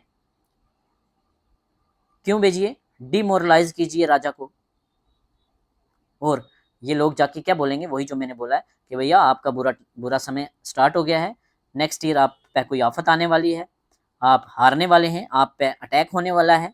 उसको गलत भविष्यवाणी बताइए और साइकोलॉजिकली उसको कमज़ोर कीजिए। सुपरस्टिशियस चीज़ों का यूज़ कीजिए, रिलीजियस सेंटिमेंट्स का यूज़ कीजिए, रिलीजन को मैनिपुलेट कीजिए अपने मतलब के लिए, दुश्मन को कमज़ोर करने के लिए रिलीजन का सहारा इस्तेमाल करो, ठीक है। कौटिल्य ने करप्शन पे क्या बात कहा है? कौटिल्य ने करप्शन पे क्या कहा है? इंपॉर्टेंट है। कौटिल्य कहते हैं just it is impossible to know when a swimming fish is drinking water. ये इम्पॉसिबल है जानना कि मछली जो समुद्र में है, पानी में है, उसने कितना पानी पिया है, हम नहीं पता कर सकते। इतने बड़े समुद्र में मछलियां हैं, कौन सी मछली कितना पानी पी रही है हम नहीं पता कर सकते। ऐसे ही it is impossible to know, it is impossible to find out when a government servant is stealing money. इसलिए ये इम्पॉसिबल है जानना कि एक नौकर जो है, गवर्नमेंट ऑफिसर जो है, वो कितना पैसा खा रहा है, कितनी करप्शन कर रहा है। Kautilya's writing on corruption in ancient India में करप्शन पे बात करते हैं, वो हाईलाइट करते हैं, कहते हैं करप्शन जो है वो इनहेरेंट पार्ट है पॉलिटिकल लाइफ का। करप्शन इनहेरेंट पार्ट है, करप्शन को हम खत्म नहीं कर सकते, बट कहते हैं जो इनकी अप्रोच है वो प्रैक्टिकल और प्रैग्मेटिक अप्रोच है करप्शन की। कहते हैं करप्शन कभी भी खत्म नहीं हो सकती। जो गवर्नमेंट ऑफिशियल्स हैं वो फंड्स को खाएंगे, फंड्स का मिसयूज करेंगे। करप्शन एक बहुत बड़ी प्रॉब्लम है। क्यों बड़ी प्रॉब्लम है करप्शन? वो कहते हैं कि करप्शन जो है वो इकोनॉमिक प्रॉस्पेरिटी को अंडरमाइन करती है। लोग खुश नहीं होंगे, करप्शन होगी, जनता खुश नहीं होगी, इकोनॉमिक पॉलिसीज इफेक्टिव नहीं होंगी, जनता राजा के खिलाफ उतर जाएगी और राजा को गद्दी से उठा के फेंक देगी। इसलिए करप्शन पे काबू पाना बहुत जरूरी है। बट करप्शन ने होना ही होना है, आप रोक सकते ही नहीं। करप्शन इनएविटेबल है, इसने होना ही होना है, इसको आप नहीं खत्म कर सकते। जैसे ये पता करना इम्पॉसिबल है कि पानी में रहने वाली मछली ने कितना पानी पिया है, आप कभी पता नहीं कर सकते कि गवर्नमेंट ऑफिसर ने कितना पैसा खाया है। कोटिलिया एक्नॉलेज करते हैं करप्शन जो है ये अनअवॉइडेबल रियलिटी है। ठीक है, क्यों? ये कहते हैं इंसान का नेचर है, इंसान इजिली जो है वो करप्ट हो जाता है, लालची है इंसान, वो कभी भी करप्शन में फंस सकता है। ठीक है, रेजिस्ट करना बड़ा मुश्किल है। जो पब्लिक ऑफिशियल हैं वो अपने पर्सनल गेन के लिए मिसयूज करेंगे। कोई जितना मर्जी ऑफिसर ईमानदार है तब भी वो करप्शन करता ही करता है। जैसे कोई बड़ा ईमानदार ऑफिसर है, आपका फ्रेंड है, तो वो आपकी हेल्प कर देगा, आपका काम कर देगा, ये भी तो एक किस्म की करप्शन है। इतने सारे लोगों को छोड़ के पहले आपकी मदद की जा रही है। या ऑफिसर्स को गाड़ियां मिली होती हैं, क्या वो सरकारी गाड़ी का पर्सनल यूज के लिए नहीं इस्तेमाल करता? बोलेगा हाँ मेरे बच्चों को छोड़ाइए जनाब स्कूल में। तो करप्शन किसी ना किसी वे में होती ही होती है। कोटिलिया कहते हैं just it is impossible to taste honey और poison on the tip of the tongue, not swallow it, so it is impossible for the government employed not to eat up at least a bit of king's revenue. कहते हैं जैसे आपकी टंग के ऊपर, जुबान के ऊपर कोई शहद रख देता है, कोई हनी रख देता है, या कोई कड़वी चीज रख देता है, पॉइजन रख लेता है, और आपको कहता है कि ये टंग के ऊपर रहने दीजिए, इसका टेस्ट मत लेना, तो ये पॉसिबल है? ये इम्पॉसिबल है। ऐसे ही गवर्नमेंट ऑफिसर जो है वो रेवेन्यू को कंट्रोल कर रहा है, वो राजा की का ट्रेजरी उसके पास है, पैसा उसके पास है, तो वो उसका मिस यूज ना करे, ऐसा इम्पॉसिबल है। ठीक है, चैलेंजेस की बात करते हैं कि करप्शन को डिटेक्ट करना बहुत मुश्किल है। जैसे आसमान में उड़ते हुए परिंदे जो हैं उनको ट्रैक नहीं कर सकते हम, कितने परिंदे उड़ रहे हैं, किस ट्रैक में जा रहे हैं, आप क्या उनको डिटेक्ट कर सकते हैं? नहीं कर सकते। ऐसे ही करप्शन जो है उसको आप डिटेक्ट नहीं कर सकते। कहते हैं कि 40 तरीके से एक गवर्नमेंट एम्प्लॉइज करप्शन करता है। ये एग्जाम में पूछा गया है कितने तरीके से गवर्नमेंट एम्प्लॉइज पैसा खाते हैं। 40 different forms, 40 different phase. But वो कहते हैं कि हाँ हम करप्शन को कंट्रोल कर सकते हैं, खत्म तो नहीं कर सकते बट कर्ब कर सकते हैं। उन्होंने कुछ स्ट्रेटजीज बताई हैं, जैसे रीसाइजिंग द ब्यूरोक्रेसी। वो कहते हैं कि blotted bureaucracy increase the risk of corruption. एक बड़ी ब्यूरोक्रेसी, बहुत सारे ऑफिसर, बहुत सारे डिपार्टमेंट, इतने सारे डिपार्टमेंट, इतने सारे ऑफिसर, ब्लॉटेड ब्यूरोक्रेसी होती है, उसमें करप्शन के चांसेस ज्यादा होते हैं। इसलिए कहते हैं कि ब्यूरोक्रेसी का रीसाइज करो, छोटा साइज हो, कम डिपार्टमेंट हो, करप्शन कम होगी। रेगुलर ट्रांसफर होती रहे, करप्शन कम होगी। इंटरनल स्क्रूटनी रखो, सर्वेलेंस रखो, सीसीटीवी कैमरा आज के टाइम में लगाओ, नजर रखने के लिए जासूस रखो। ठीक है, मॉनिटरिंग करो, विसल ब्लोअर को एनकरेज करो। आज सरकार ने, हमें पता है, विसल ब्लोअर एक्ट लेके आई है। विसल ब्लोअर क्या है? जो गवर्नमेंट मुलाजिम के अंदर ही कुछ ईमानदार गवर्नमेंट मुलाजिम होते हैं जो कहते हैं, जो बात लीक कर देते हैं कि हमारे ऑफिसर ने पैसा खाया है। ठीक है, तो उसके लिए एक्ट लाया हुआ है कि अगर कोई ऑफिसर है वो पैसा खाता है, वो करप्शन करता है, और उसकी अगर शिकायत की जाती है, उसको कोई एक्सपोज करता है, तो उसका नाम नहीं बताया जाएगा। विसल ब्लोअर एक्ट ऐसी कोई बात करता है। आप एडमिनिस्ट्रेशन में जब पढ़ेंगे हम एडमिनिस्ट्रेशन तो देखेंगे। तो विसल ब्लोअर को एक्ट को अर्थशास्त्र में कोटिलिया सूचक कहते हैं। तो सूचक को एनकरेज कीजिए, उसको रिवार्ड कीजिए कि वो करप्शन को एक्सपोज करे, अपने ऑफिसरों को एक्सपोज करे। अगर कोई करप्शन करता हुआ पाया गया है तो उसके खिलाफ कड़ी कार्रवाई कीजिए, फाइन लगाइए, उसको जनता के आगे रज के जलील कीजिए, सख्त से सख्त सजा दीजिए, ऐसी पनिशमेंट दीजिए कि वो उसकी रूह कांप जाए। वो दोबारा करप्शन ना करे। ठीक है, अगर करप्शन जब आप अगर किसी को पकड़ते हैं करप्शन में, तो पूरे के पूरे चेन को पनिश कीजिए। जैसे करप्शन देने वाले को, करप्शन देने वाला, करप्शन लेने वाला, और जो बीच का इंटरमीडिएटरी होता है उसको भी। दायक, दायक कौन होता है? करप्शन ब्राइब देने वाला, रिश्वत देने वाले को कहते हैं दायक। प्रतिग्राह, प्रतिग्राह होता है रिश्वत लेने वाला। निधायक होता है जो बीच का आदमी होता है जो करप्शन करवाता है। लेट अस सपोज आपने किसी पटवारी से काम कराना है, तो आप कोई लोकल नेता को पकड़ लेते हैं, तो आपने रिश्वत देनी है, आप हुए दायक। आपने काम करवाना है, आप दायक हैं, आप ब्राइब गिवर हैं। आपने लोकल किसी सरपंच को पकड़ लिया, वो क्या है? वो निधायक है, वो इंटरमीडिएटरी है।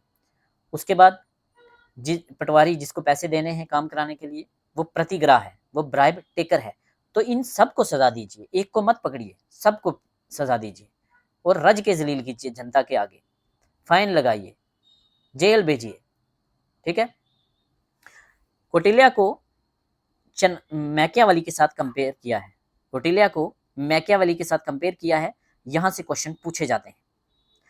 क्या कंपैरिजन है? कौटिल्य 4th सेंचुरी में थे, क्वेश्चन पूछा गया है। मैकियावेली 16th सेंचुरी में थे।